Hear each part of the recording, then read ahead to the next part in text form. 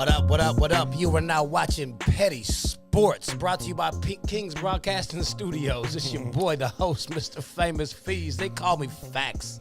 Yo, we back. It's New Year's, just a little bit past. Adam's back in the house. Holla at him. Guess who's back again? No, I'm not going to kill you out that. What's going on, everybody? Petty Sports, Wednesday night, 8 p.m. You already know where you need to be for the hottest sports talk in the city. Gary, Mike, great to see the team tonight. Fees, great to be back. We got New Year, new intro music. Okay. I see y'all trying to get me pumped up a little bit. Man, we got a amazing show on tap. So much NFL. You know we got to talk about the dogs. Peep the hat. Fees, tell us about tonight, though, man. It is packed. Oh, yeah, man. You know, we got the off the top always going to be jumping as usual. You know, you had your boy Klay Thompson came back, so we cannot just skip over that. That's been a long time coming. Georgia finally got over the hump. They won a national championship, so now that's 2 for the state of Georgia. We don't know what to do with ourselves. Season. So, yeah, they riding high right now. You know, it's Black Monday just a couple of days ago. A lot of interesting fires, one of which that was just extra ridiculous, and we're going to have to dive into that one. Brother, 102 doesn't live. Make any sense. 126 live with us on Facebook right now. Straight up insane. We appreciate everybody tuning in on the book. Man, we're going to go back, let you know what our playoff predictions were, how we fared, let you know where we were right, where we were wrong, really where he was wrong. But bro, you only one better than me, dog. Come on now. Yeah. We texted about it, brother. Come on now. Yeah, it was pretty much both of us was wrong as hell. But it's all good. We're going to break down this super wild card weekend. So, man, y'all keep this thing locked. Just like I tell you every single Wednesday night, get your popcorn ready, get you a good drink, get you a stick, take some notes. It's about to be on and popping. We educating tonight. So, man, we're going to start this thing off right off the top. Klay Thompson made his long-awaited debut after almost 2 years out of action. We ain't seen this man since the finals. It's been a long time. I forgot about him. I mean, this was against Toronto. Right. How long ago were we talking about the claw? We're talking about a different that man existed. A different Kawhi. Like this is a whole different NBA since the last time he played. No kidding. Man, he came back Sunday against Cleveland. I mean, how great was it to see Klay make his debut on that court? It was absolutely fantastic, man. I mean, we're talking about one of the most skilled offensive players of all time, one of the best shooters, of course, in Klay Thompson. I mean, we've seen the guy season in and season out. We've even discussed it here on the show as well, Fees. You know, he's got maybe the hottest heater we've ever seen when it comes to draining the three ball. But just to know that he dealt with back-to-back horrible injuries. Like, I think a lot of people forget is when you get injured, like that's a big mental setback as well. You know, like he was on the court rehabbing from the, Achilles first and ACL, but either way, y'all know where I'm going. He was on the court, you know, trying to come back and rehab one injury just to literally have another one put him back. And to know that he was mentally strong enough to now get back to a surging Warriors team. I mean, lucky enough for him, they're looking great, potentially like the favorites. I know we'll go over that in a little bit. But it was great to see Klay out there. I mean, doing what he's always done. And it's going to be awesome to see how much he's truly going to contribute to this Golden State team as the team goes on. So I'm super proud of him. Amazing mental toughness. And let's see where Golden State goes from here, man. Seriously.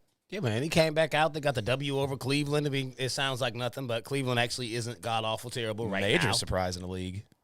It is, for real, for real. I mean, he put in 20 minutes. He was 7 for 18. I mean, it wasn't a stellar shooting performance, but he dropped down 3 threes.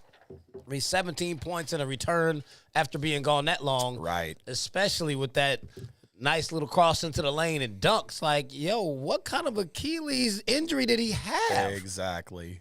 It's like Klay and KD have the best Achilles recoveries I've ever seen. I think people forget Klay is like 6'8". Like, people forget he's a physical player. He's got a lot of length out there on the court as well. See, that tall? I thought he was like 6'5". Yeah, see, Klay's tall, brother. He is very tall.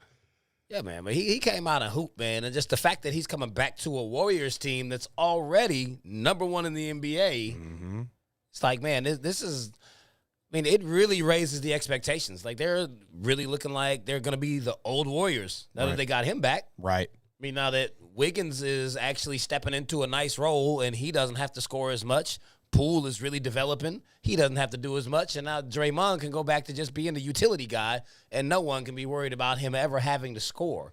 So, I mean, he does some of everything. Usually, I mean, the His stats usually ain't all that great, but Draymond is like, he's the energy guy. He does everything. He's the straight-up glue guy. And with all of their requisite weapons out there, he can be that. I mean, what it's looking like is a collision course with the Brooklyn Nets. Yep. You know, just in case, I hope Kyrie is all right. Jesus. Yeah. That watching that play hurt me just a little bit. Right. Definitely feel that. Yeah, man. I see all the Dogs fans are all in the chat. Graham, Jamila, Derek, Ira McKnight. What's going on, everybody? Austin. Good to see everybody in the chat tonight. Cher, of course, Miss Sharper. Double Miss Sharper. Congrats, Dogs. Y'all finally had your day. I know.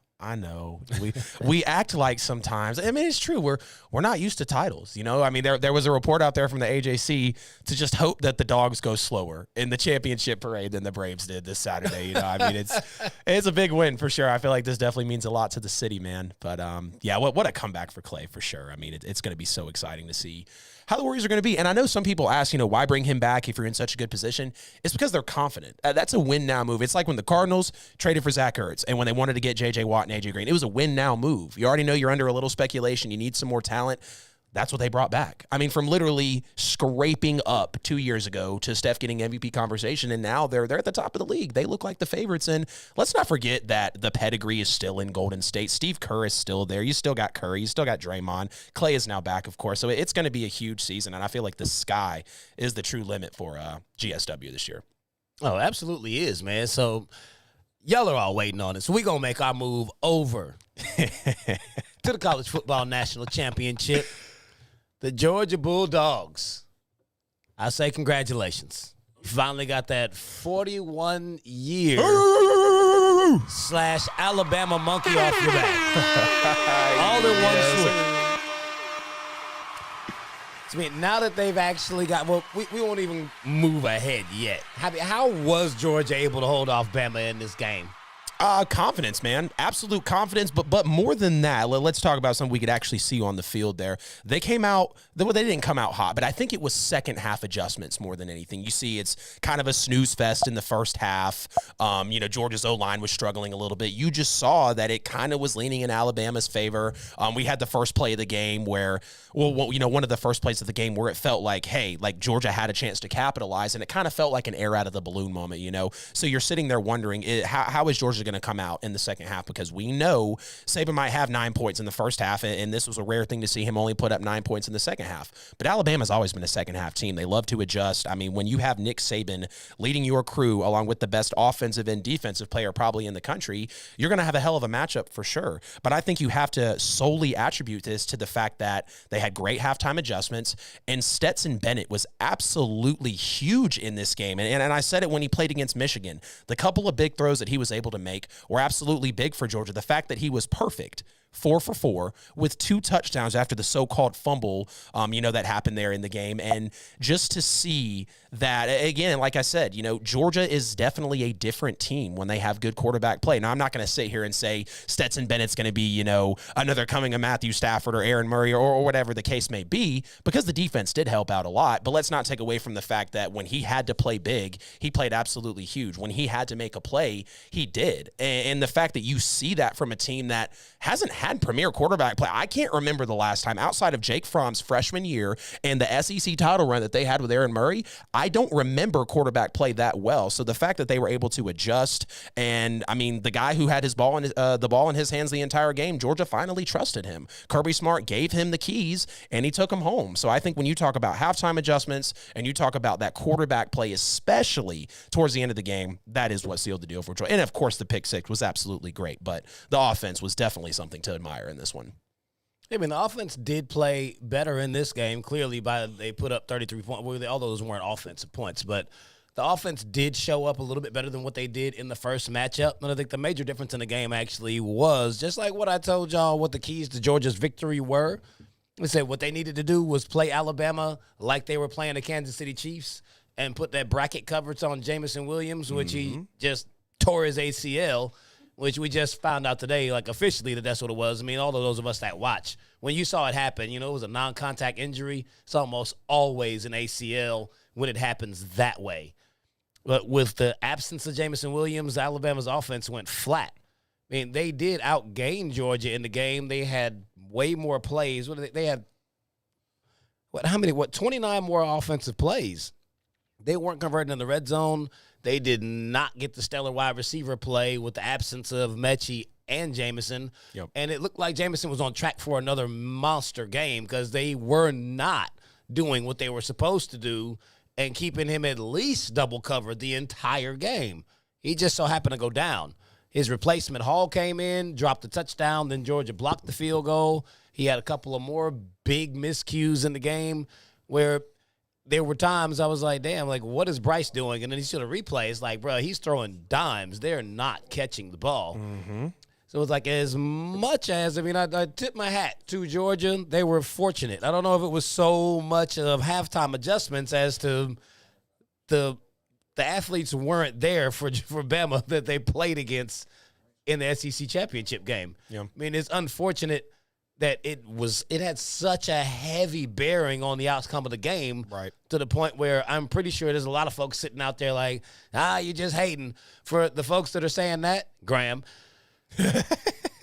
just like last time you say, oh, well, Bama didn't beat Georgia. Georgia beat themselves. That's a bunch of bull. I'm not going to say Bama beat themselves. It was the absence of Jamison Williams that straight up hindered them. So, I mean, hey, it is what it is. They took advantage. I mean, there's a lot of teams that win championships that come off the heels of injuries. We just got finished talking about Klay Thompson. Yep. He went down, and KD went down, and Toronto won. They never would have won had those dudes not got hurt. Yep. Now, Jamison Williams going down was not as serious as losing Klay and KD. But all I'm saying is the game was very different before he went out of the game. So, I mean, Georgia held serve. They did what they were supposed to do at that point. Yep. And they capitalized on big momentum. I remember when the field goal block happened, shout out to that third block of the season by the Dogs on a field goal. It kind of just felt like old Mo just was really on Georgia's side from that point on. I mean, the block field goal, yeah, you have a little bit of a mishap with the fumble there. I'm kind of having trouble remembering the order rather, but I know when the field, you blocked the field goal there, and then it just kind of felt like everything fell in place for Georgia. Like it was meant to happen at that moment. And I know people got a little bit nervous because Georgia's taken leads multiple times in Alabama. Actually, I want to say close to every time, if I'm not mistaken, that they've actually taken a lead, and they've always blown it. So the fact that they were able to capitalize on momentum was absolutely great, no doubt about it. Yeah, I mean, they handle business. I mean, they deserve to hoist that trophy. I mean, they had a great season. I think it'll probably be both of these teams again, seeing as how pretty much everyone's coming back.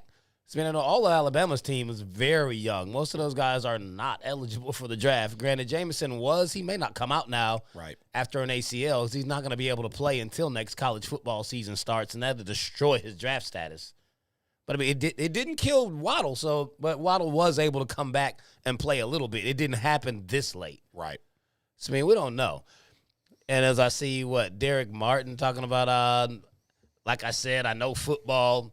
You just said Georgia would win. That doesn't mean you know football. You didn't give us your expert analysis. I told all the homies, they were like, man, what are you doing tonight for the title game? I said, I'm cooking ribeyes on my cast iron, and I'm going to watch Alabama win. As much as I hate to say that. And I mean, Georgia came out and proved everybody wrong. I mean, the pick six at the end was great, and I agree with you. Jameson Williams and John Mechie, it definitely does take away from that explosion factor, but I don't want to sit here and predicate an entire title, off of a couple of missing players, because no team in sports gets to make that excuse, let alone any Atlanta sports team, So let's bask in the moment, enjoy what the Dogs did, and hope that they can repeat that same success next year when they're more than likely going to face a full-fledged Alabama team, of course. Oh, yeah. I mean, all the weapons are back on both sides, basically. So, I mean, it's going to be very interesting how this thing pans out for next season. I mean, I know they already have come out with a way too early top 25. I don't even look at it because, I mean, it's always ridiculous. Jeez. I got, Oregon in the top 5. It's literally the day after the championship, and they're like, way too early top 25. Like, oh, God, come on, man. Yeah, nothing else to make content about, so they got to roll it out. Those are interesting, though, to see how they put those out and then to see how the season plays out. Yeah, they're pretty comical for sure. Yeah, I mean, just because it's ridiculous, I'm like, let me just take a peek at it. Alabama 1, Ohio State 2. Georgia 3, ridiculous. Texas A&M 4, Michigan 5, Notre Dame 6, Utah 7. Fully expected Georgia to be number 2. North Carolina State at 8, Oklahoma State 9, Michigan State 10. They said USC is on this thing. Where are we? Right. Clemson 11, Oregon 12. Jeez, NC State at 8. They over there cooking up something in the kitchen I'm not aware of. They must just came all the way at the bottom. I'm like, I'm not going to name them all. Just where they at? Where they at? 22. I mean, after a 4-8 season, coming out ranked 22 in the way too early, they got a lot of faith in Lincoln. Bask in the moment. Enjoy with the dog. Kobe on YouTube said, I came in at the right time. Stetson needs to buy a Ford dealership on I-20 and live his best life. Move on, good brother. Job well done. I feel you. And that's another thing, and maybe, I know we're not rather getting into it, but I've heard the question of some saying, does this potentially increase Stetson Bennett's, draft stock? Is this going to make him potentially be viewed better or worse? Of course, it'll make him be viewed better, but I don't think, even as weak as the quarterback class is, I don't think this is necessarily going to be something that, guys that are coming to scout him out and looking for him to draft him potentially that they're really going to hold on to, because I really don't understand what a lot of people say when they're like, this is the Stetson Bennett we've seen all year. No, the hell it's not.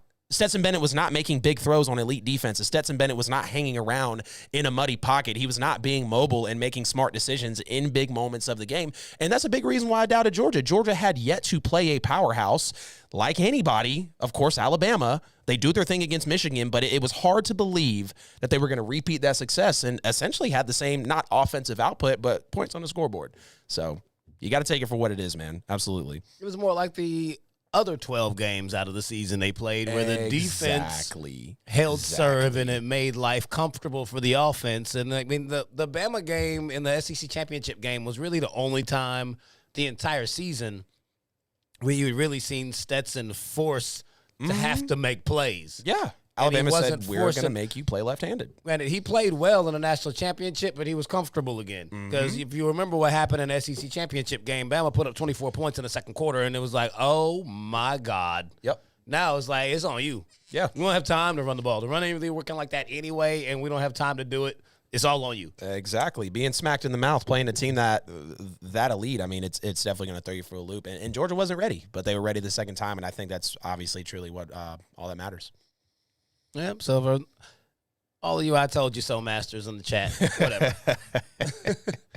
Y'all been telling us so for 40 years. Get out of here. And that's why. And that's now why you're right. And it's like, I was always right. No, you weren't. Right. And here's the thing, right? It's so like I remember, bunch of coworkers and close friends telling me, they're like, oh, Georgia's defense, man, we're doing this, and that, X amount of yards and points a game. Georgia usually has good defense. Okay, the defense has never been a Achilles heel, rather, as a strength for the Bulldogs. It's always been, can you be explosive on the offensive side of the football when you're hanging with LSU in a good year, when you see a Clemson, which they had a down year, when you see an Alabama who kind of had a down year per se, but they were still in the title game, are you able to do that? And I mean, that's the ultimate question, seriously. Yeah, I mean, it's hats off to them. They came out and handled their business. Just, I mean, I ain't even going to tell y'all to simmer down. That would just be foul. All I'm saying is y'all are doing a bit much. All the I told you so's miss me with that. Like, y'all disappeared for an entire month. Yep. And then came back like, I told you. No, you did not. Them tails been tucked ever since the SEC championship game. Ever since 40 days ago? Yeah, it was a different prerogative for the Dogs fans. But hey, I mean, you had to naturally pull back. No Dogs fan, I don't care what anybody says, in my opinion, unless you're a diehard, truly walked into the national championship thinking they were going to win at all, and let alone by 15 points on a great Alabama team. I just don't think anybody truly expected that. And that's why this is so huge. Well, of course, die hard. I can clearly see the attire. You know what I mean? I tell you about the level of enthusiasm. I won 1,000 bets in the SEC championship game, and only one person that bet me in the SEC championship game ran it back. Right. None of them were willing to do it. That speaks volumes. Being an optimist and a realist. There's a fine line there. Hey, wait, sometimes we got to learn. Sometimes we got to learn. Hey, everybody's optimistic till you put their pockets to it. Wait, do you really believe that? Oh, wait, the cheddar's on the table? Nah, never mind. Yeah, like you say it. You don't believe it like that. Right. Yeah, man. So, man, as soon as we hit this Kobe break, we going to come back, and we got to talk about Black Monday. I'm still kind of thrown off. Right. Highly agree. But there's some very interesting developments to go along with that. So Right. I'm actually anxious to talk about that. Ironically, the people that were going to be saying made a departure could arguably be the same people that are taking those jobs. Maybe they're just kind of switching around a little bit.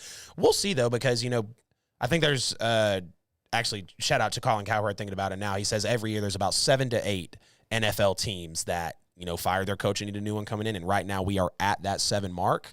And who knows what else is going to come down the line, I mean, there's a lot of positions out there. Like, I didn't think Joe Judge was coming, but there's a lot of positions out there where it's like, did you save your job, or are we just afraid to move on because we feel like you're the best pick that we have, Yeah. So, but hey, I see it's 8:24. I would love to count down the Kobe break in 3, 2, 1. Kobe. R.I.P. Peace to the Black Mamba. A legend. Second best ever. I don't give a damn what anybody says. Kobe is number 2 on my all-time list. Like, I'm not moving off of that at all. Remember, we had a conversation. I said, if Kobe's not in your top 3, I don't know if we can talk basketball. I mean, seriously. He's at 1 for me, but I won't fight you. My brother, let's go. That's what I'm talking about right there. There's no statistical proof to say that he should be at 1, but he's 1. There we go. It's the eye test. That's right. Do your eyes lie to you? No. Okay, then. He passes. Greatest player I ever watched, and I watch Mike, so kick rocks. I watch LeBron, too. Ooh. I think we got to go to the break after that, bro. We got to check the chat. Mike BZ. Go ahead and let them know who pays these bills around here. Yes, sir. Like always, appreciate that. Facts, fees. Ladies and gentlemen, you tuned in to the Petty Sports Wednesday night edition, like always, at 8 p.m. Eastern Daylight Time with my man Adam at the table this week, feeling a lot better. Thank you so much for tuning in. All this is brought to you by the Kings Broadcasting Studios. So thank you once again. You could have been anywhere in the world, but you're right here with the crew at the table making it do what it do. Feel free to call in at 678-871-9602, 678-871-9602. That's how you can be a part of the show tonight, express your opinions and take on things as far as the Georgia game and anything else that we may be talking about tonight. So get it off your chest, you know what I'm saying? Haters and lovers alike, So without further ado, feel free to go over to kingsbroadcasting.com, Kings with a Z, kingsbroadcasting.com. Spend some money, get some merch. The holiday season is over, but they still always make great gifts. You know what I'm saying? The mugs, the T-shirts, the hoodies, the tumblers, all that good stuff right there, man. You know what I'm saying? And we may even throw in a couple of Kings Broadcasting air fresheners or some stickers with that. You know what I'm saying? So check us out. We show some love. You show love, we show love back. That's all a part of supporting black businesses. You know what I'm saying? You always get a little extra than what you bargained for, over here on our side anyway. So feel free to go to the different platforms, Instagram, Twitter, TikTok, YouTube, Book of Face, all that good stuff right there, man. And subscribe. Please do us a big solid. Go over to YouTube right now. You can watch the show just like you do on Facebook. We got a big fat chat room over there on YouTube at Petty Sports with a Z. And subscribe. Hit that notification bell and like it. You know what I'm saying? On the Book of Face, all that good stuff right there, man. And you can go also to the different podcast platforms of your preference, of course.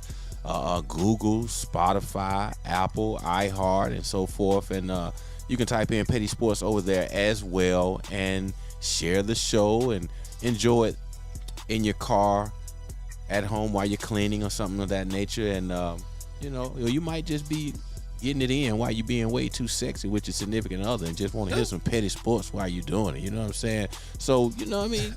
You can use the petty sports all kind of different ways to enlighten your life and, to be slightly entertained and slightly educated, all that kind of good stuff right there. So, fuck with your boys a long way. You know what I'm talking about?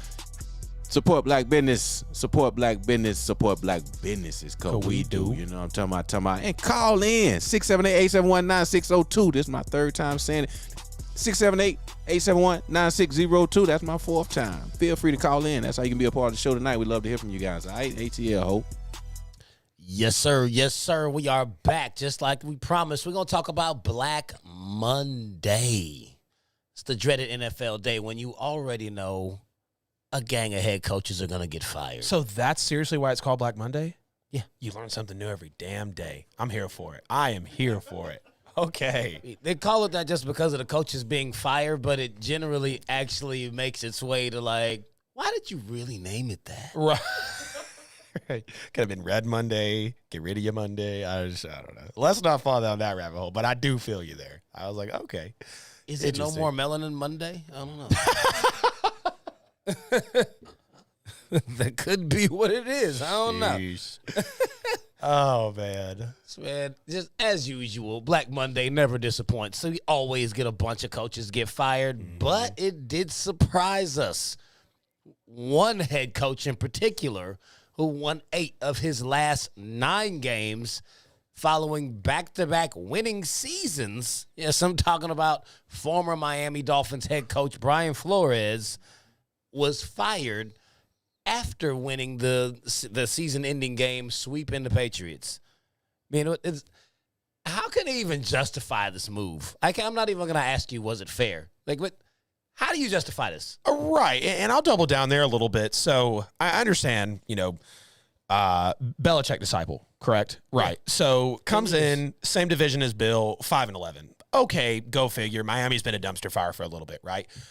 But then he turns around and doubles his wins with a 10-6 record in a pretty tough division, despite the quarterback situations with everybody. I know Josh Allen might have been the only real, competition, but still, we saw Tua, and we saw a little bit of skepticism with Tua. And if I guess if I had to attribute it to something, I guess it's the unconfidence that he had in Tua, considering he knew he was injury prone. He took him number 5. Correct, I believe, in the draft. I believe Tua would have been the number 1 pick, or maybe the number 2 pick, of course, behind Joe Burrow, barring he didn't get injured. But so how do you go from 5 to 10 wins? So you double your wins in a tough division. You only missed the playoffs because the AFC was so loaded last year, and you only earn 1 less win the next season. And let's not forget where preseason is dwindled away, so you've got more, miles on your body, and you're also playing an extra game at the end of the season. Everybody was playing in Week 18, okay? There was nobody resting. Unless you had truly clinched, there was not a lot of resting players. In the NFL, it definitely wasn't a fair move, and I can't honestly even try to justify it, Fees. A 24-25 record, but if you think about it, he's won 19 games the last 2 seasons. Yeah. There's only a handful of coaches in the NFL that can truly tell you that and be a Belichick disciple in a division like the AFC East. So I definitely don't understand it. I can truly only attribute it to the fact that maybe he had the say-so in the Tua pick at number 5, knowing he was injury prone. And I said it last year. Brian Flores costed himself Coach of the Year, pulling Tua multiple times. I mean, look at the Bears. And that's why we're going to talk about Nagy. Nagy pulled Fields out. Today's NFL is to where you draft a quarterback early, put him out there. Rip the Band-Aid off. Look at Josh Allen's rookie year, Mac Jones' rookie year, Trevor Lawrence's rookie year. They're throwing them out there to the wolves because you have to learn. This is not coddling anymore. These are grown men. Grow up, be in the league. And I think that is maybe what the Dolphins didn't see out of Flores. I mean, it was only 3 seasons. I can't even try to draw why this might have happened. I have to attribute it to Tua. No, Tua went on a win streak. What is this? It was extra ridiculous. And to your point, saying he won 19 games the last 2 seasons, Belichick only won 17 in the last 2 seasons. Flores, they got, 6 Super Bowl champions, but. Yeah, I mean, he coached under Belichick from 2008 to 2018. Right, a solid He was decade there under for the GOAT. 3 Super Bowls. Yep. He was the defensive play caller in 2018 in what most are calling the greatest defensive performance in Super Bowl history. Yep. He was calling the shots in that game before he got the head coaching job in Miami. Right. But to your Tua point, he actually didn't want Tua. He was trying to pick Justin Herbert. I do remember those reports. He wanted Justin Herbert. They picked Tua. Look who's balling. And look who's like, we still might need a quarterback. Right. Yeah, the whole situation with that, surrounding Tua the entire time that Flores was there with him, didn't want him. He was hesitant to commit to him as well. Clearly, Herbert was the better choice. Just imagine how good that Dolphins team would be if Herbert was the quarterback. Jalen Waddle out there, Mike Gesicki. Well, they would have never drafted high enough to get Waddle. Right. Yeah, with Herbert as quarterback, yeah, absolutely. Yes, I mean, he was trying to really put it together. Yeah. But, I mean, if you give it all the way perspective, in 2018, before he went to Miami was 29th in total defense because, he is a defensive guy. Right. 21st against the pass, 31st against the rush. Ooh. This season, 15th in total defense. Came halfway up the ladder. Literally. And I mean, they were higher last year. Right. But this is just this year. I'm not even just going to cherry pick his best one. This year, 15th in total defense, 16th against the pass, 14th against the rush. Right. 16th to scoring. Like, he was literally like twice as good on defense in every category as they were before he got there. Right. You know, it's been, they haven't had back-to-back winning seasons since 02 and 03. Flores brought that this year and the year before. First time in damn near 2 decades they had back-to-back winning seasons, and you fired the coach. It's like, who is behind this? Right. It's hard to come by a good coach in the NFL, let alone one that'll string together back-to-back winning seasons for you. And literally double, like twice, let me find my words here. Essentially being twice as good as you were the season before, doubling your wins, knocking it down on defense. Like the fact that you just dug into those defensive numbers as well. And that's what Flores gets praised for. A lot of people talk about the defensive prowess that he brought to Miami. Yep. I mean, look at Miami's defense last season. That was one of the best in the league. Yeah. No doubt about it. This is definitely one of the dumbest fires I've seen in years, and the chat definitely agrees. Tyrell, I have to highly disagree with you, though. Urban Meyer should be the next coach. I know you're trolling. Okay, I shouldn't even feed it. I know you're trolling there. Urban? Only solution. Whatever. I mean, I'll be all for it. Please hire Urban Meyer. Then maybe, just maybe, we could beat Miami in Miami for the first time in forever. Oh, man. Damn Miami. Jesus. Yeah, no way in hell Urban Meyer's getting another NFL job. He will get another college job, but that's a whole nother segment. We're not going to give Urban all this airtime. Urban Meyer's got definitely the college prowess, but I think the NFL, he should step aside. I mean, Saban had to do it, okay? Saban had to step aside. It's not a knock to anybody. Can you deal with young adults or can you deal with men? That is what the NFL comes down to. So now the biggest news in the immediate aftermath of the Brian Flores firing, which was ridiculous. The Chicago Bears have already requested an interview. Yeah. Smart. Hella smart. With the pieces they have in Chicago, it's like, hey, I have to call in all the wrong people. The firing got you so messed up, brother. Justin Fields is easily better than Tua from what he showed us in the NFL. So you've got a better quarterback situation.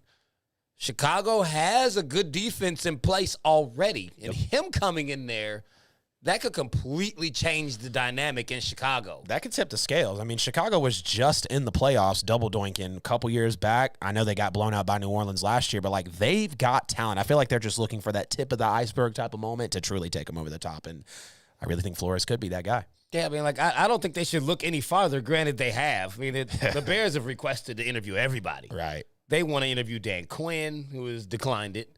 Good. He knows better. Yeah. You're a defensive coordinator. Cut it out. Stick it over there in Dallas, buddy. He's been trying to, they want to interview the Colts defensive coordinator, Matt Eberflus, like however the hell you say his name. I've never heard of this guy. But his name's ridiculous. I was about to say, Colts defense kind of took a hit this year as well. I understand health was, kind of an issue, but, I mean, come on, guys. I guess they're looking at what he did last year. Yeah. They're also looking at Todd Bowles. Should have looked at what Brian Flores did last year. Miami. They want Todd Bowles. They're looking at Nate Hackett out of Green Bay. They're also looking at Brian Daboll and Doug Peterson. Does Doug Peterson have a job? No. I didn't think so. I mean, they've got a healthy list of candidates. I think they've requested all of these guys because they know more than half of them won't even talk to them. Right. So they got to really put them out there. But, I mean, at the top of that list, but they've got to bring in Brian Flores. 100%. They absolutely have to. I mean, you talk about a coach that has coached his ass off the last 2 years in not an easy, but not a tough division considering how the AFC East has kind of played out.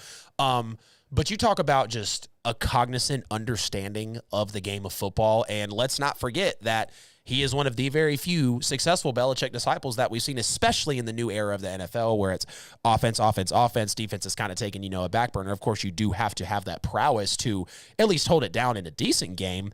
But yeah, if I'm every Bearson out there, I want nobody but Brian Flores. I think they absolutely need to just focus and hone in on him because I think Flores would love the job as well. Yeah. I mean, you're talking about, I can kind of push back a little bit on Justin Fields is, obviously much better than Tua. I think they're about comparable right now only because Fields did look a little rough, but look at the dumpster fire, obviously, that's in Chicago right now. I think you bring in Flores, you can kind of clean that up. You give him a young guy. I mean, the Bears are talented. I just feel like they're kind of like the Colts. They're kind of like the Vikings, ironically. Kind of like Atlanta, I feel like, in some situations. They just don't have the coaching prowess to hang with some of the guys, and I feel like Chicago could be closer there. I mean, they were just there with Nagy a couple seasons back, so bringing a guy who's clearly better than Matt Nagy. Yeah, I mean, you bring him in there, clearly he's going to have the defense on point because you see that he can completely turn the defense around. I mean, his resume from what he did on the defense in New England from his 10 years there to what you saw him do in Miami, right? For them having one of the better defenses in the league in his little short tenure, you've already got pieces in place in Chicago. Yep. I mean, they have a playoff-ready roster. If you bring in Flores, he can turn it around. Aaron Rodgers, I don't know that he doesn't have that much time left because, I mean, if you watch what Tom has been doing, it's possible that Aaron could be the next guy to play well into his 40s. But it doesn't look like he's going to do it in Green Bay unless they win a Super Bowl this year, which we all know what they're going to do. They're going to go to the NFC Championship game and lose it. That's what they always do. A moment's too big. Piss down my leg. I'm about to be looking at, man. Yeah. Kick the field goal instead of going for it. The moment's definitely too big there. Jeez. Yeah, man. I mean, I really think that would be the ultimate best move. Like, Chicago, go ahead and make the offer right now. I mean, what are you waiting on? You're not in the playoffs. Yeah. You already fired your coach and your GM. Nothing to lose. Let's go ahead and make it happen. Flip the narrative. It doesn't have to be Black Friday like that. Right. Bring in Brian. That's going to be the campaign slogan. Bring in Brian. Bring in Brian. That's what we want to see. Yeah, I'm here for it, brother. It has to be the next hire in the league, no doubt. I mean, we know Nagy got fired, which we saw coming. Joe Judge, he should have gotten fired on Monday along with everyone else. Why they waited an extra day is even beyond me. Wanted to be different. It's like, bruh, he's done nothing. Right. He came under the Belichick tree, too, but he wasn't even in action. I mean, he was a special teams coach. Joe Judge was a stupid-ass hire in the first place. I was like, so you're hiring a special teams coach because he's in bed with Bill Belichick? Like, get the hell out of here, dude. That was a horrible special teams coach for Saban. And then special teams for Belichick. So he's like, maybe it rubbed off on him. Nick and Bill vouch for him. And we're going to give Cliff Kingsbury credit for coaching Patrick Mahomes. Get real, guys. Come on, man. Joe Judge was a horrible hire in the first place.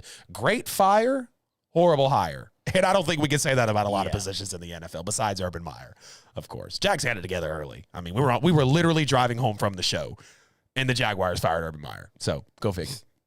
Coach Prime, stop it, Graham. Deion needs to stay. No, he didn't. Deion is spearheading a movement. Subsequently, now we hear that Jerry Rice is looking at coaching an HBCU. It's a movement, bro. Like, hey, Deion started something. Stay away from the NFL. We don't want to see Coach Prime in the pros anytime soon because of what he's doing. We need him where he is. Yep. Don't even invoke Coach Prime's name because we're not talking about college football. The number one slot receiver in the nation as well committed to Deion Sanders. Jackson State, but Kevin Coleman, number one slot receiver in college. Not in college, in high school. Who is Jaquez Miller? Flores is a terrible option. You'd rather have Eric Bieniemy and you. I love the spelling of Bieniemy, bro. I'm gonna throw you a bone and say there's that has to be autocorrect that made you spell Bieniemy that way. He's only missing an I before the first E, brother. He's got an extra E, but or Doug Peterson. I'm like, man, okay. I mean, look, Bieniemy getting a head coaching job would be great. What's the hiccup? But not in Chicago, right? All Chicago, he's not a defensive coach. What Chicago's team has in place is tailor-made for Brian Flores and not Eric Bieniemy. 100%. And I think if Eric Bieniemy really wants to go take over a spot and prove that he's the offensive guru, I think he'd take the job in Jacksonville. Right. You've got Trevor Lawrence out there. You've got a couple of decent young offensive talents, and he can walk in there and really implement his system. If he's the one that really is the catalyst behind why Kansas City's offense is like that, he could go in there and recreate something in Jacksonville, save Trevor Lawrence's career, and jumpstart his career as being known as the next offensive genius head coach. Yep. But not in Chicago. They don't have it. Right. And again, like what is the hiccup with Bieniemy? Like we've heard it time and time again. Appreciate you sitting in with us, brother. You take care. You know, like time and time again, we've talked about Bieniemy coaching here and Bieniemy coaching there, and it's been in the rumors for a couple seasons. But what's the hiccup? I mean, there's got to be something that these GMs and these front offices are seeing or not from Eric Bieniemy for him not to be able to land a job. And I know there's been speculation about, is he interviewing well? Is he just doing well overall in the hiring process? That is yet to be desired, and obviously the common public is not going to see that. But there's clearly a hiccup because he'll get all the way to the interview. He can interview for any team in the league. Damn near, obviously. I'm stretching that a little bit. And you talk about, like, the results just, they're not coming back on the other side. You know, and there's got to be a hiccup that we're not seeing. So I'd love to see Bieniemy get the job, the position, maybe not at Chicago. I kind of agree with that Jacksonville statement. I mean, maybe even, you know, the Vikings, maybe even potentially Atlanta if they move on in a couple of years. Like, he might still need some of that padding over the next couple of NFL seasons before I guess he's considered verified by front offices around the league. It's got to be that.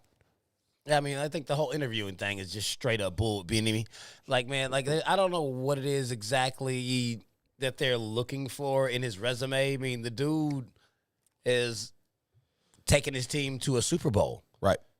Kansas City is always tops in the league in offense. Yep. Eric Bieniemy is pulling these strings, and there's no reason why he shouldn't have a job. Right. I mean, like, you look at other people like, what the hell did Joe Judge say in the interview that was better than what Bieniemy said? Oh, he said Saban and Belichick? Right. He didn't give you any X's and O's. He's a special teams coach. Jeez. Making his other coaches run laps. Like, well, what the hell is this? Fire him up. You got your OC doing burpees? You better quit these. What is this? Hell It makes zero sense. Hell no. Yeah, man. I mean, Bieniemy should have a lot of jobs, but I don't want Bieniemy to get a bad job just to say he got one either. Don't be desperate. That happens often. You get a guy finally gets a chance, and then he gets a terrible team, and now the blip on his resume is so bad, now he goes back to being an offensive coordinator and never gets another shot. Mm-hmm. So, I mean, that could be what it is. He's just waiting on the spot that's like, no, this isn't it. I mean, it could just be simply that Bieniemy isn't feeling it. Right. I mean, that might be what it is. So check it out, y'all. We done broke down Black Friday. We talked about the dogs. Black Monday. We talked about Klay. Oh, yeah, my bad. Black Friday is the old Thanksgiving day where people get beat up. Black Friday, Black Monday, Fat Tuesday. We got so much going on, man. All these days. MLK is coming up. Sheesh. So we're going to take a brief pause break and let Mike Beasley do his thing one more time. When we come back, we got to talk about Week 18 in the NFL. Keep it locked. Yes, ladies and gentlemen, thank you for tuning in once again. Like every Wednesday, all the faithful fans and viewers that are out there in the chat room, Tyrell, Jamila, where the hell Wes at? Graham, Jaquez Miller, Doing Grimes, jiu-jitsu. Oh, okay. Mr. AKA, I can't say that name, it's pretty hard. I don't want to mess it up. Yo, so thank you, everybody. Call him AKA. Both the Miss Sharpers, you know what I'm saying? Ramona and Sherrod. Yeah, Big O was in the house with us tonight, ladies and gentlemen. He came in the studio and joined us for a bit, and we appreciate him, blessing the studio with his presence. Yo, every Wednesday, right here, 8 o'clock. Petty Sports, all brought to you by Kings Broadcasting Studios. If you're feeling way too sexy, go ahead and hit that call line at 678-871-9602, 678-871-9602. Keep that chat line jumping. I love it. It's all going down. Share the show. Call your friends, neighbors, co-workers. Text your friends, neighbors, co-workers. Let them know it's going down right here. Like always, man, get your grassroots sports fix right here tonight. Share the show, all right? You know what I'm saying? Go to the different podcast platforms of your preference. You know, there's several. Apple, iHeart, Google, Spotify. Those are the ones that we kind of post on the most. So go over there, type in Petty Sports, listen to the show as well when you're driving to work, coming home. You know what I'm saying? Getting it in one way or the other, you know, however you do what you do. And, you know, help support. You know, go to YouTube. We're really trying to pump YouTube up right now. You know what I'm saying? Drive the numbers over there on the Petty Sports page. So go over there and subscribe. And, you know, like I said, you can watch the show over there just as fine and well as you do on Facebook. So we want to get that page pumping to where the chat room is jumping like over here on Facebook. And continue to hit those thumbs up, emojis, hearts, and all that good stuff. You know, give us your feedback. And, you know, if you'd like to be a guest on the show, you know what I'm saying, hit us up. DM us, you know, Petty Sports, Kings Broadcasting. We'll get back at you and, you know what I'm saying, see if we can work something out, all right? Go to kingsbroadcasting.com, spend some money, go to the bottom of the page, hit that donate button, and spread the love. You know what I'm talking about? Hey, support black business, support black business, support black businesses, because we do. ATL. Hold now, back to the Rangers Cast program. Yes, sir. Yes, sir. We are back. My man Anyuamwe is on there saying, I know how to say his name. It's not AKA. It's all good. He's our resident Philly fan. We'll call him the Philly guy then. He lives to heckle me. The Philly guy. Hey, what's up, Fuller? I see you out there. Kobe said, I'm out. I don't want to talk week 18. No, brother, come back. You got to witness the sweet and the sour, my friend. Oh, boy. Then our guy Jaquez said he spelled it wrong on purpose. Jim Harbaugh, he needs to stay in college. He owes Michigan a little bit more than that. The way they got blasted by Georgia, if he leaves them now, it's like, nah. His legacy is getting teams to the cusp of the promised land. He got Stanford really close. He got San Francisco really close. He got Michigan really close. But he doesn't ever get them over the hump. He's got to see something through. I mean, unless that's what you want in Chicago, is to get really close. That's what you play for? I mean, y'all don't play for championships. Y'all haven't won one since 1985. But y'all will act as if you play for championships. But we're not going to keep talking about the Bears because we're talking about the playoffs. And you're not in them. So, man, and we had a wild Week 18. The NFL regular season is officially over. The playoffs are set. So we got to take a little trip down memory lane right here. Look at the petty preseason predictions. Got to. Versus what actually happened. So we're going to start off with the AFC. So, man, how did your AFC predictions turn out versus how it actually panned out? Yeah, man. Expectations for reality versus reality for my AFC. So I missed 1, 2, 3, 4. Out of the 7 playoff spots there. Y'all can see my original predictions right there. Had the Pats at the 7 seed, going 9-8. They did go to 10-7. What seed did they come in again? I didn't pull all that there. 6. 6. So not too far off. Browns absolutely missed. Major disappointment going 8-9. Chargers missed. They really slowed down the second half of the season going 9-8. That definitely felt like a 12-13 win team there. The Colts, I mean, with a horrible tank, it felt like a tank job. I mean, you have Jags fans literally showing up in clown costumes. They just fired their coach. Trevor Lawrence is in a dumpster fire, and you go out and lose. You literally have 2 winnable games to get into the playoffs. You win, and you're in, and you lose and you're out. And clearly, you took the latter. So we missed there as well. Ravens, another major disappointment. I had them going 12-5. They missed the playoffs going 8-9. And I had the Chargers as well. Speaking about them, I had them at a 13-win team. Had the Browns at a 10-win team, so I horribly whiffed there. Buffalo was, I think they are the biggest fool's gold team this year. I did have them at the 2 seed going 13-4. They did round out at 11-6. And then Kansas City as well being towards the top. They're not the 1 seed, though. We know that's for Tennessee. Had them going 14-3, and they are at 12-5. So it was definitely a tough one there. But this was a hell of an NFL season. I mean, Fees, we said it week in and week out. it was the most unpredictable season we've seen. I mean, teams were beating teams that shouldn't have. It's just nothing was a surefire guarantee this year in the NFL. So it was definitely crazy to miss 4 picks out of the 7. But, hey, we've got a crazy NFL season. We've got a lot of new playoff teams in, and it's going to be so exciting to see who gets upsets and maybe even makes it to the Super Bowl, man. That rounds out my AFC. Yeah, man. Like, my AFC was kind of wild. I mean, I got 3 out of 4 division winners in the AFC correct. I mean, I took the Chiefs to sit in the 1 spot. Well, I mean, they are the 2 seed. Yep. I had Buffalo at number 2, which they're sitting at 3. I mean, it wasn't far off. Didn't think Tennessee was going to take the top spot, but I did have the Titans winning the division, which they did. Just didn't have them all the way at 1. But I had the Cleveland Browns winning the AFC North, which they just flamed out. I mean, Baker said he was injured all season, made every excuse known to man, got Odell, ran out of town. I mean, it was a very disappointing season for the Cleveland Browns. I mean, it was crazy how that happened. I had the Patriots in the 5 seed, which they thoroughly blew. They would have been in the 5th seed had they not blown the Miami game like they always do. So they ended up at 6.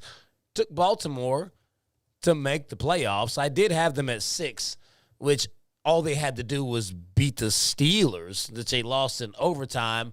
But, I mean, how much stock are we putting in Huntley to lead the team to the playoffs? Yeah. Huntley started a lot of football games, and nobody predicted that, and that's why Baltimore really fell off, because there was no Lamar. Right.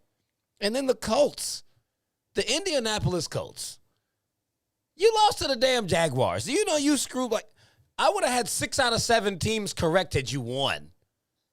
If Indy wins, Indy gets in.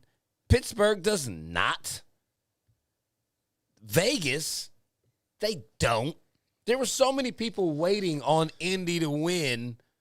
It's like, how do you lose to Jacksonville? Yeah, besides Steelers fans, man, they were happier than hell. Yeah, I mean, and then they still almost tied. Right. Like that. A tie between the Raiders and the Chargers would have gotten both of them in, and Pittsburgh would have gotten there. That would have been crazy. Insanity.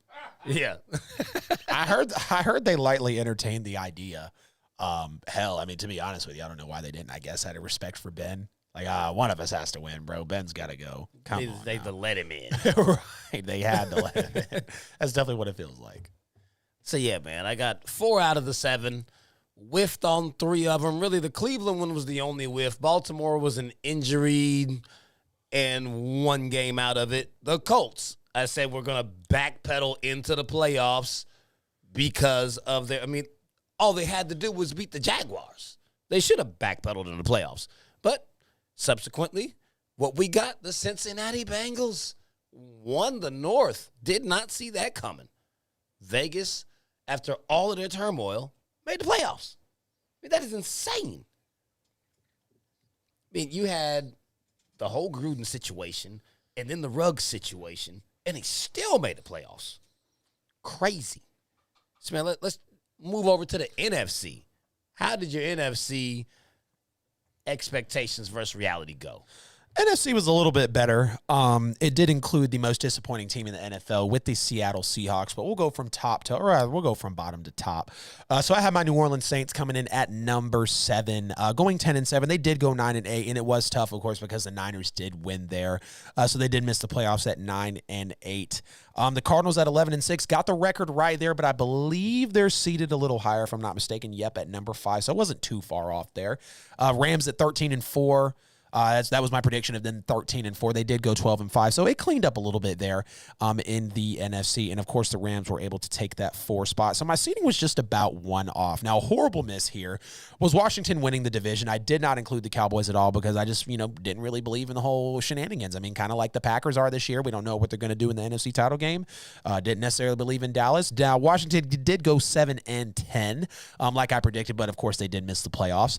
Packers at 11-6. I think they took a lot of the 13-4 record and the number 1 seed in the NFC. I had the Seahawks. Man, we had the Seahawks community turned up over the offseason. Had them going 13-4. They horribly cut that win total in half that I had, go 7-10, miss the playoffs, and it was a very tough season for Seattle. Now I had the Bucks at my 1 seed, which I know a lot of people did walking in. They were going to be a 15-2 team. They do fall, to 13-4. Only 1 seed off though, being at the 2 seed. So NFC definitely did clean up a little bit. But man, I mean, it was still rough to miss 7. I literally got 50% of the playoff seedings correct. So go figure. Or excuse me, the playoff teams correct. So go figure. Hell of an NFL season. And again, I cannot wait to see how it plays out, man.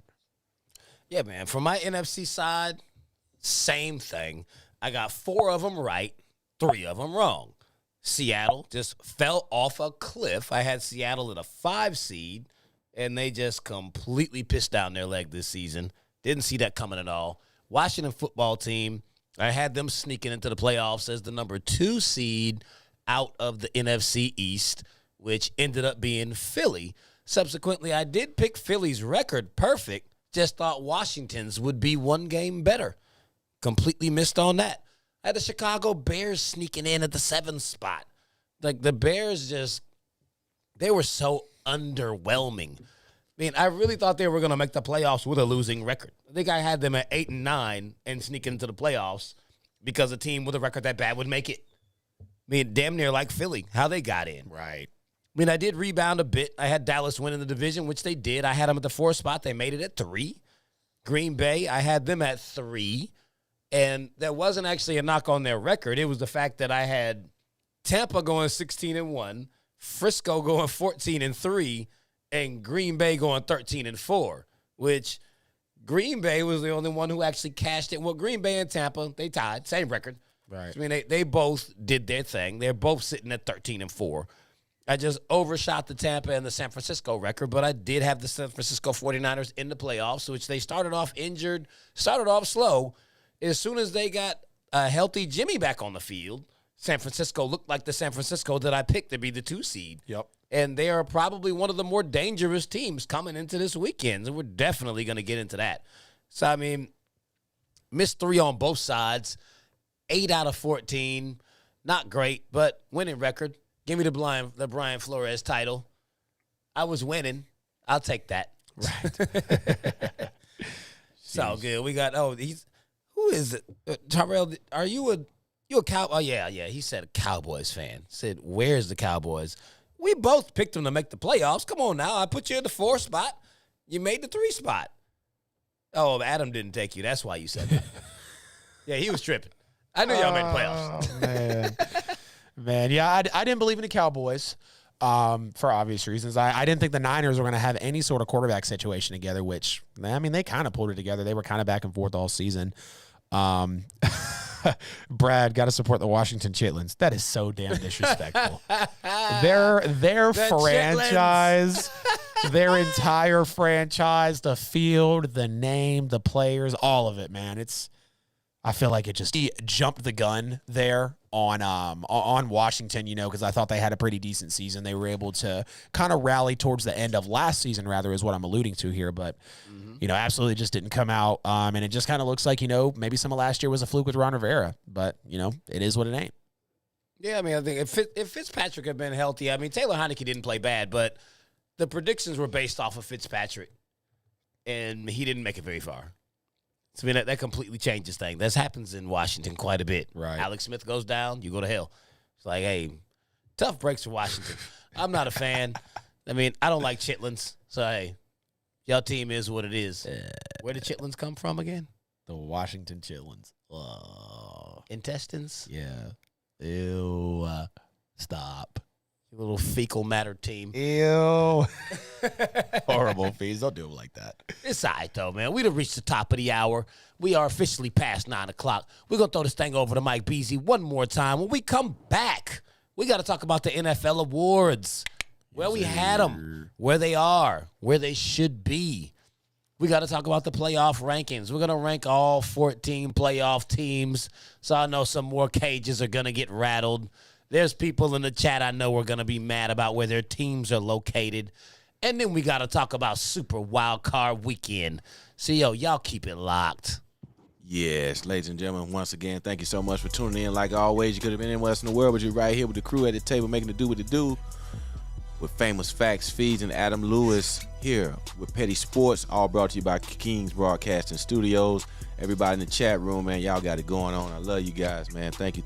You make our job a lot easier interacting with y'all like this, man. So appreciate it, man.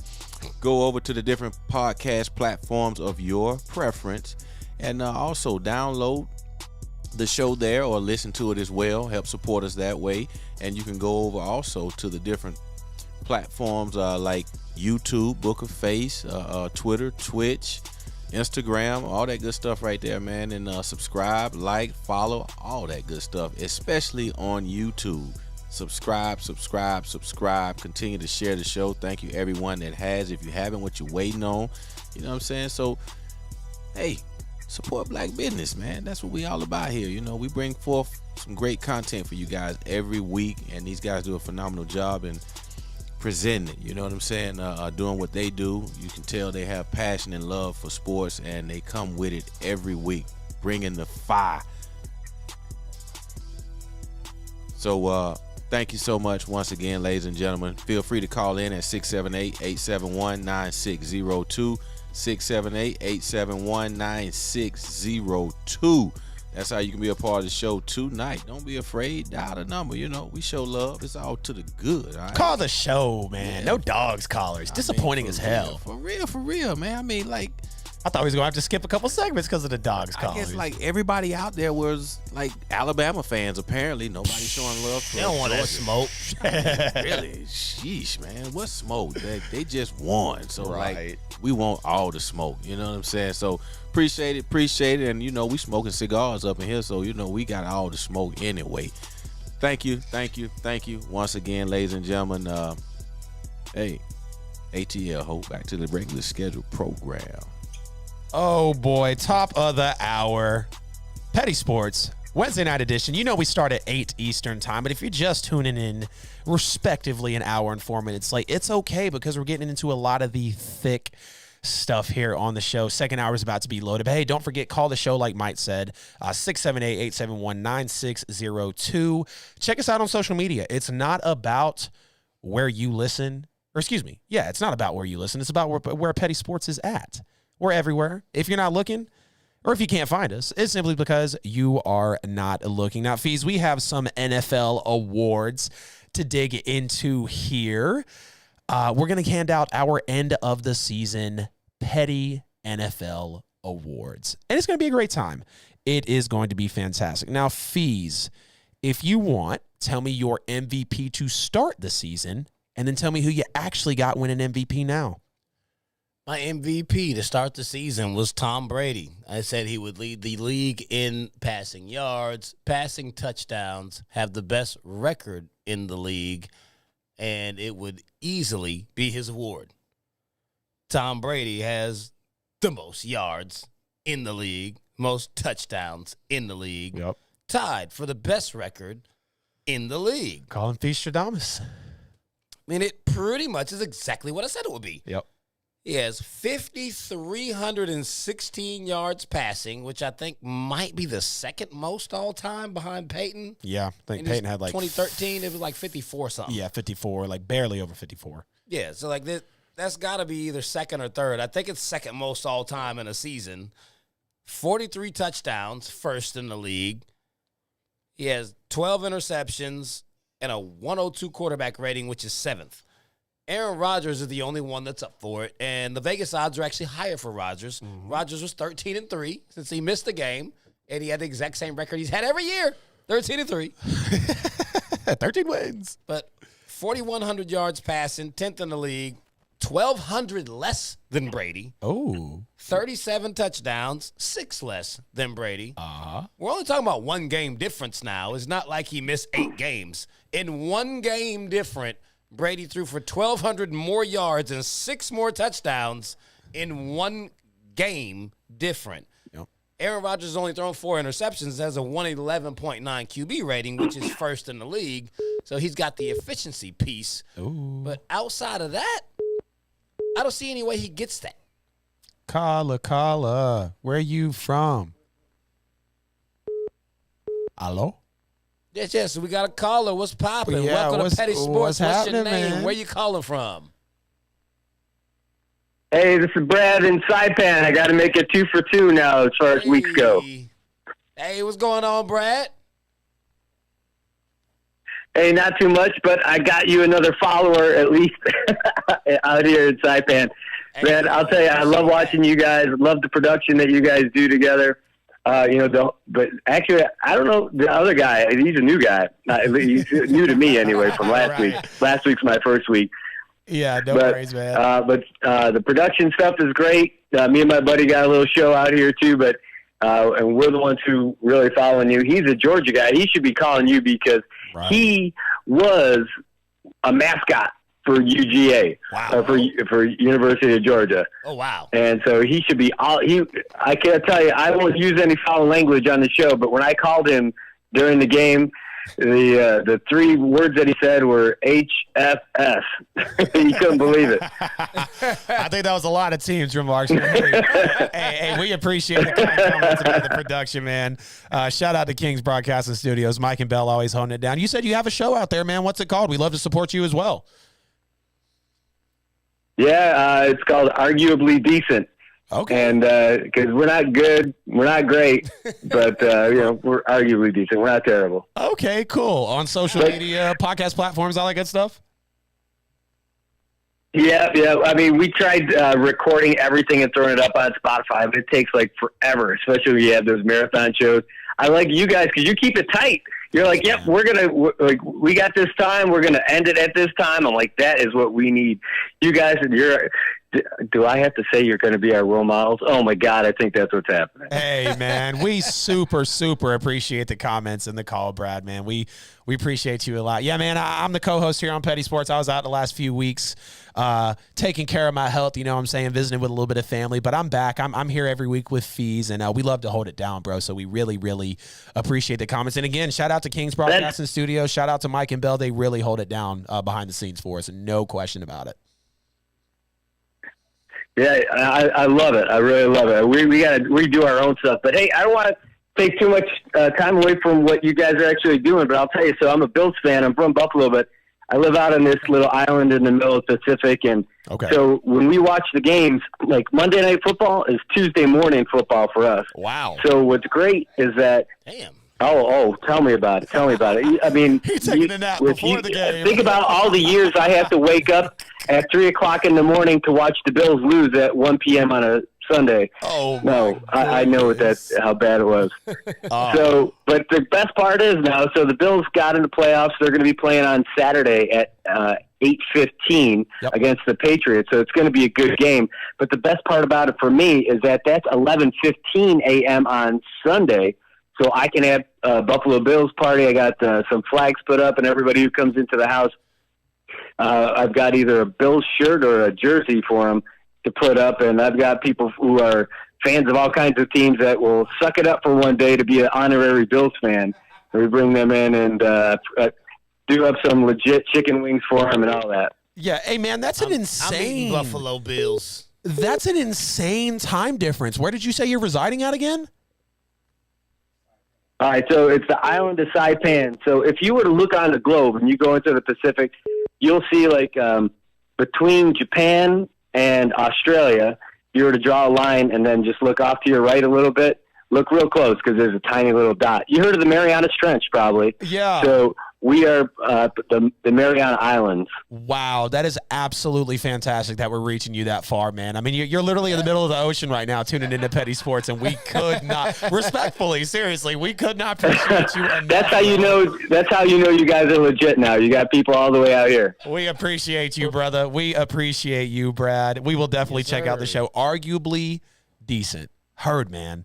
Heard. Well, cool. We appreciate you calling. Yeah, any final words? We'll come back on and check you again next week. I got a little bit of a delay. Sorry about that. No, you're good, man. No worries. We appreciate you calling in. Sounds like we got other people beeping in as well, so we'll keep rolling and take these calls as they come in.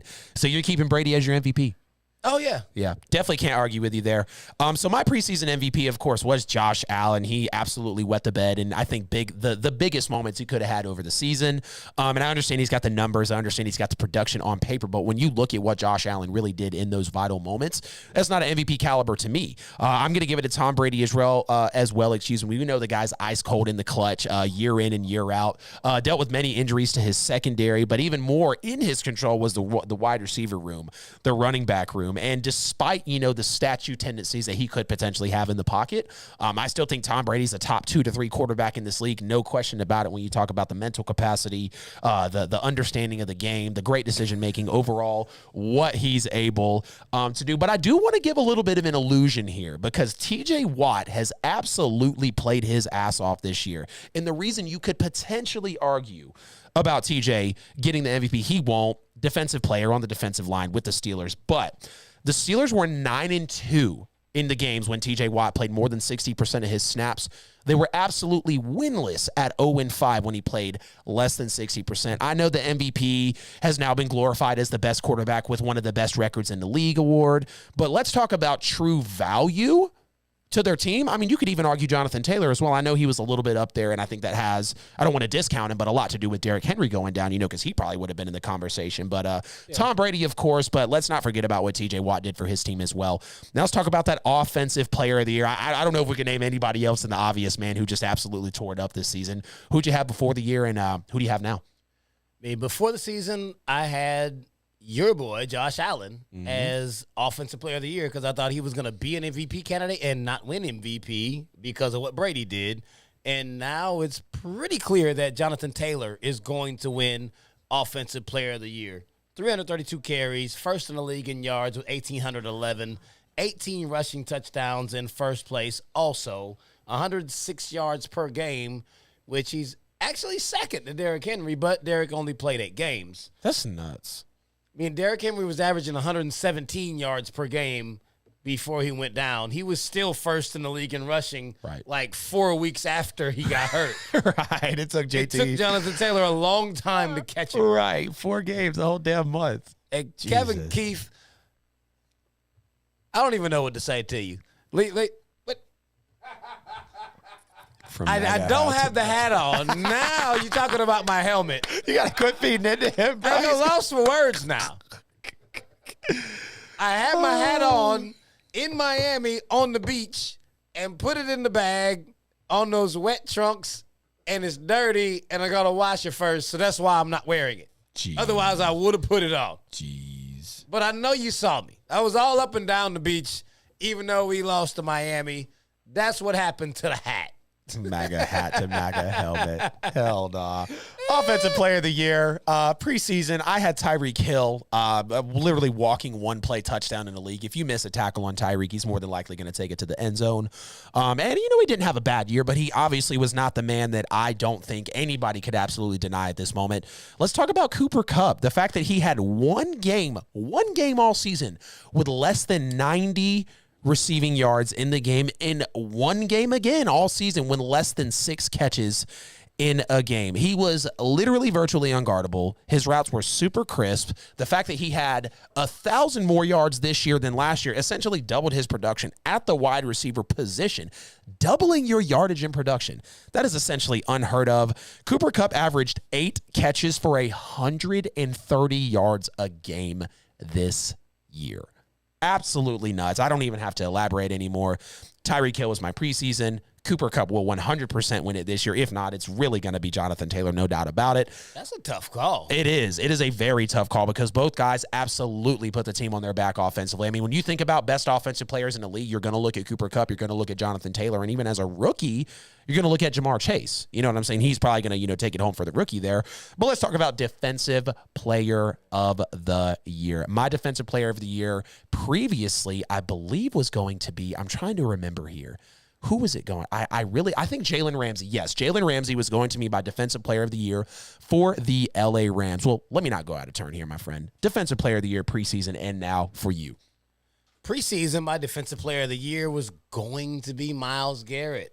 I predicted that he would do what TJ Watt did. Literally. And catch the NFL sack record at 22.5 sacks this year. I said he would get 23. Right. I mean, he did have a stellar year. What did he think he finished with, like 18? So 16, actually, which was pretty 16. surprising. Yes, I mean, he had a really good year. Right. But it's a sack a game, essentially. I mean, T.J. Watt, 22.5 sacks, tied Michael Strahan's record for the most sacks all time in one NFL season. Granted, he did have one more game, but didn't he miss a game? He played one less game than Michael Strahan and So he tied the missed record. game. Okay. Imagine if he was just a little healthier this year, we'd probably be calling T.J. Watt the sack king right now. I mean, quite possibly. I mean, 64 tackles, 5 forced fumbles. I mean, T.J. Watt single-handedly held it down for Pittsburgh, who somehow moonwalked their way into the playoffs. Literally. So, I mean, and when I say moonwalk, I mean moonwalk. Like the sun, the moon, the stars, everything aligned perfectly. Pittsburgh had like 18 scenarios that needed to go their way for them to make the playoffs. And it happened. And they all happened. I mean, hats off to T.J. Watt. He balled out. He's got to get Defensive Player of the Year. Yeah, I can't even contest that there. I love to see TJ continuing the Watt legacy. This is a relentless pass rusher year in and year out. The motor never stops for him. A great swim move, great power, great speed. There's really not anything you could say about TJ Watt improving his game. Probably the second or third best pass rusher in the league, maybe only behind Aaron Donald. And you could say he's better than Myles Garrett this year. You know what I'm saying? I mean, the sacks were there. Yeah. The production was there. So, but he's easily top 3, top 2 pass rusher in the league. No doubt about that. Now we'll move on to the Offensive Rookie of the Year. Give me your preseason, and who do you have now? Preseason, I took Mac Jones just by default of he was in the, like, by far best quarterback situation for rookies. Yep. Maybe we've ever seen. And it panned out. He went 10-7. Took the team to the playoffs, was a game off of winning the division. He's 13th in the league in passing with 3,800 yards. Pretty impressive as a rookie. 8th in completion percentage at 67.6%, 14th in touchdowns. So, I mean, his numbers aren't bad. Even if we weren't talking about a rookie, it's like, all right, you're like middle tier, right? Decent quarterback, like definitely a higher level game manager. Right. But to walk in as a rookie and do all that, like he's first among all rookie quarterbacks in all stat categories. And really the only person that's making noise against him is Jamar Chase. I mean, 1,455 yards, 4th in the league, 13 touchdowns, 3rd in the league. And his team was also 10-7, and they're 4th in AFC. So, I mean, it looked great for both of them. But as I said before when we discussed this, like, around the midpoint of the season when Jamar Chase was just murdering the NFL, it's a quarterback award almost like the MVP. If you've got a quarterback that's doing that much, the quarterback is getting it. Yeah. I wouldn't be mad at Jamar Chase getting that award because he has put up crazy numbers, but I picked Mac in the beginning, and I think Mac is going to get it. There we go, man. Speaking of Mac, I was looking up his stats real quick to see the touchdown passes and whatnot. No wonder he goes by Mac. His name is Michael McCorkle, McCorkle Jones. Oh, man. Hey, yeah. Mac was a good quarterback this year, though. No question about it. You alluded to Jamar Chase. BZ. Right. So I'm definitely going to take Jamar Chase. Now, I believe also my offensive rookie of the year. My offensive rookie of the year was actually Justin Fields. And, of course, we see how that panned out in Chicago. But I think once they hire Brian Flores, not when, they hire Brian Flores, I think he'll have a much better year. I got to give it to Jamar Chase. I mean, this is the best big play receiver overall in the NFL right now. Jamar Chase is doing what we expected so many other receivers to do. Jamar Chase is doing what we expected Jalen Waddle to do. Jamar Chase is the biggest big play touchdown receiver right now in the NFL. And you know what's really crazy when you look into his stats? He had a little more than half the catches that Cooper Kupp had. Cooper Kupp had 145. Jamar Chase had 81. Jamar Chase only came 500 yards short and 3 touchdowns shy of Cooper Kupp's production this year as a damn rookie. The routes are absolutely insane. We had the joke about the hands and seeing the football. I think he was just putting us all on notice so we could pay more attention to him, try to make memes and roast out of him. Psych, I got you looking at me because I'm going to ball out this year. Jamar Chase is an absolute monster. It's great for him and Joe Burrow to be connecting again, and I think Jamar Chase could even be a top 3 to 5 receiver next year in this league. I mean, his production, the way he's mature already, another LSU prodigy on the field. I don't think we can say enough about Jamar Chase here. Absolutely nuts. Defensive Rookie of the Year. Preseason, postseason. Go. Preseason, I went with Pat Surtain. He had a really good year for a rookie campaign, but no one touched Micah Parsons this season. 13 sacks. I mean, he was 6th overall. Definitely first among rookies. 30 QB hits, 3 forced fumbles, 84 tackles. I mean, he was the bright spot to the point where it looked like Dallas drafted him and was like, why did you pick him? Like this, okay, well, you did go defense. You needed defense. And even alongside of Trayvon Diggs playing as well as he did, it's like, man, Micah Parsons was a gem. Like, he stood way out. I think he wins that award easily, like no competition. Going away. And I'll just throw a little bit of numbers on top of that to double down. My defensive rookie of the year was going to be Jeremiah Owusu-Koramoah, linebacker for the Browns, who had a pretty good year. I think he was top 3 in defensive rookie of the year voting. But when I did a little bit of digging, they asked a lot of NFL executives around the league, and 20 of 23 voted Micah Parsons to potentially be defensive rookie of the year. And just a little bit of numbers here. Led all rookies in pressures with 57, led all rookies in sacks with 12, and pass rushing grade of 92.7. He tied with TJ Watt of the Pittsburgh Steelers for the second most tackles for the loss in the NFL with 17. We're talking about a rookie linebacker who was taken number 12 by a franchise who desperately needed a defensive player to basically bring them together. And I think there's no question that Micah Parsons is already a captain of this Dallas team. He's looking to be one of the top linebackers in the NFL. I mean, when you talk about a Fred Warner, when you talk about a Bobby Wagner, a Devin White, a other linebacker for the Bucs, Devin White, Levante David. I mean, when you talk about so many guys at the linebacker position week in and week out with the strength, the speed, and the knowledge of the game, you're only talking about a handful, and Micah Parsons is already in that category, so I can't even say any more about him. Absolutely crazy season for Micah. Coach of the Year, preseason, postseason. Go. Coach of the Year, who did I go with for preseason? Did you go I feel like you went with Bill. I feel like you really did. I mean, I may have gone with Belichick. That would have made sense because I gave us a 12-5 record. Right. So I feel like either Bill or like Shanahan. I'm not sure. That is kind of foggy for me, though. I mean, I gave Shanahan a 14-3 record, which I think that probably was it. I think I went with Shanahan, but regardless, neither one of them is getting Coach of the Year. Granted, Bill has an argument, but he's not winning it. Right. He's just in the conversation. Right. I mean, this is a 2-man race between Mike Vrabel and Zach Taylor. Yep. The only thing that gives the nod is the fact that Mike Vrabel's team was 11-5 last year and made the playoffs. This year, they're 12-5, first place in AFC, and there's absolutely nothing to scoff at. The Cincinnati Bengals were 4-11 last year. Right. Like, they were terrible. That's why they had drafted Jamar Chase so high. Yep. Zach Taylor's got this team sitting now at 10-7, first place in the AFC North, 4th place in the entire AFC. 2.5 times their wins. And I think for you to turn the Cincinnati Bengals around to this level, I think it's got to be Zach Taylor. Yeah, I definitely can't disagree with you at all. My coach of the year was going to be Sean Payton because I expected the New Orleans Saints to be able to make a push. And Sean Payton still coached his ass off, having a winning year, really coming within just an overtime horrible interception from Matthew Stafford. That was like the first time all year. I was like, let's go Stafford. Like, you'll never see this again from me. But I had Sean Payton with my coach of the year. I'm going to turn around and give it to Zach Taylor, though. There's no question about that. And when you look at the fact that he truly saved his job this year, when you look at the fact that he, without question, played one of the hardest, if not the hardest division, considering how the NFC kind of fared out, Seattle at the bottom. We don't really trust the Rams, Niners, Cardinals were kind of banged up there. So when you look at that AFC North division and the fact that he won that division with the first full complete year of Joe Burrow under center, and the Cincinnati Bengals gave up the 3rd most sacks this season. Only the Ravens and the Bears gave up more sacks this year. And he engineered 10 wins. He engineered 2.5 times his wins from last year.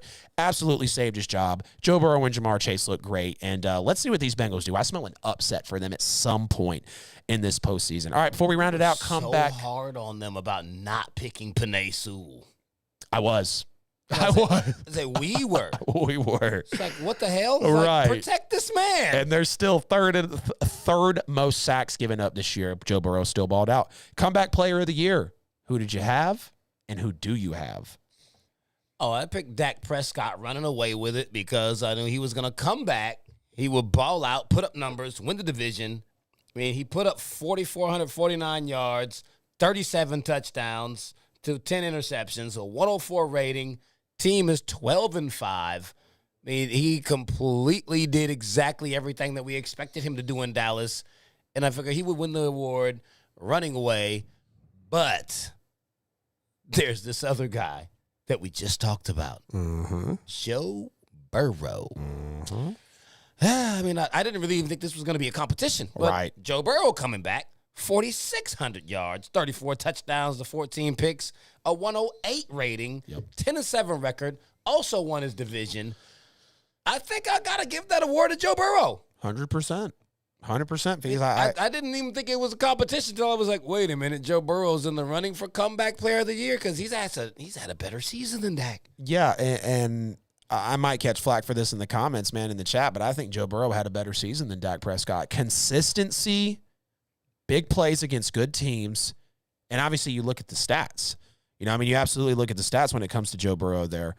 I mean, yeah, absolutely. Joe Burrow, the way he was able to just overall play this year, I mean, just really becoming like a top, 7 to 8 quarterback in just his first full year as a starter. And I won't even lie to you.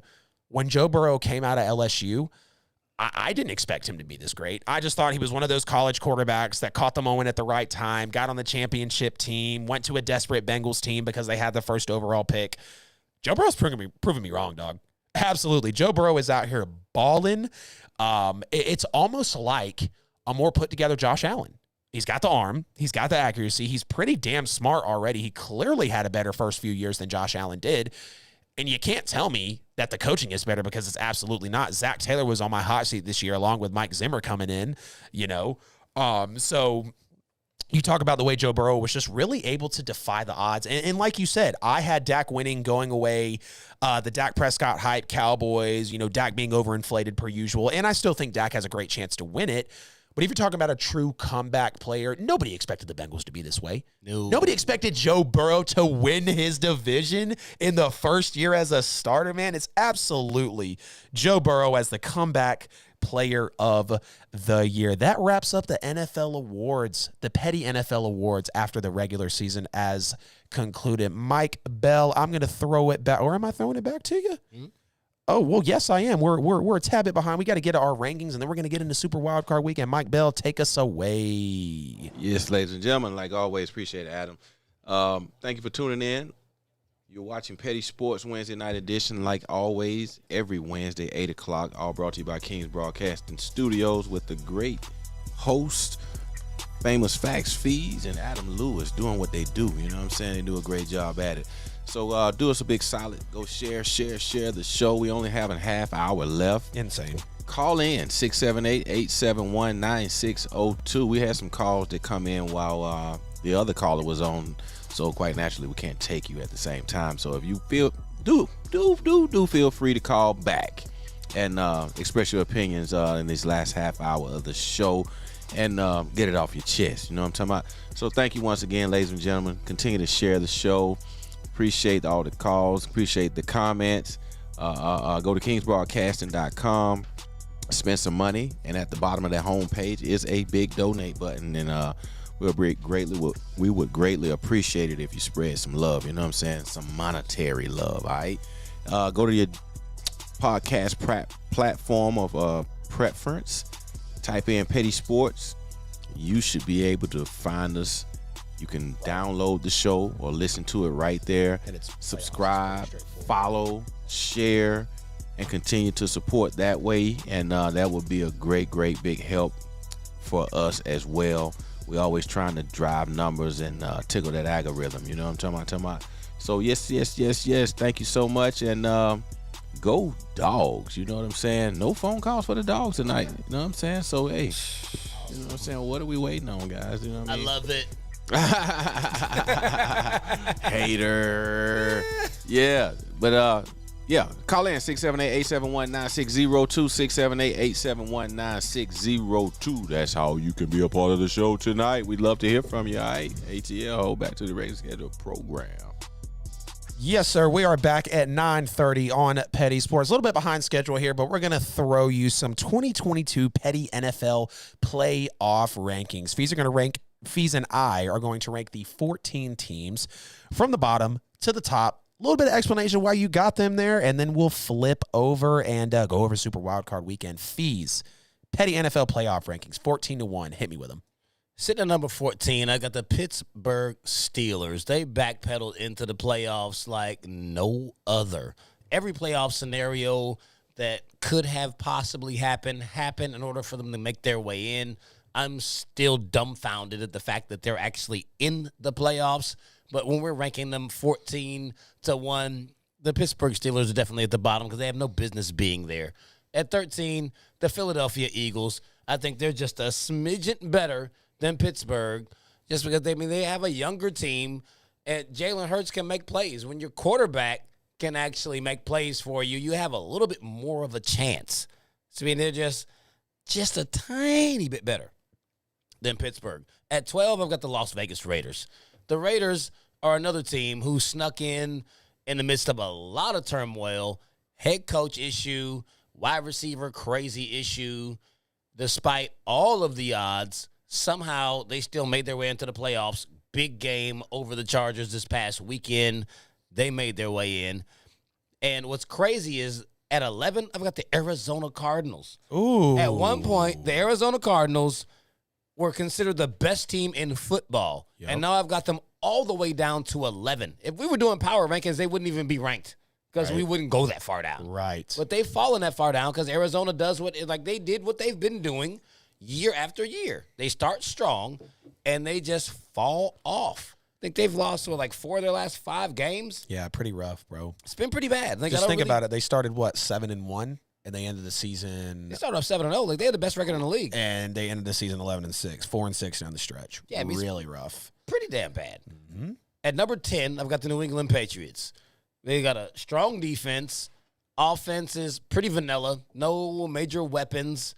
And Mac Jones is just managing games, and they're really dependent on Bill Belichick to outsmart the other team. They have to play perfect football to win football games. But I do think they're better than the 3 teams sitting below them.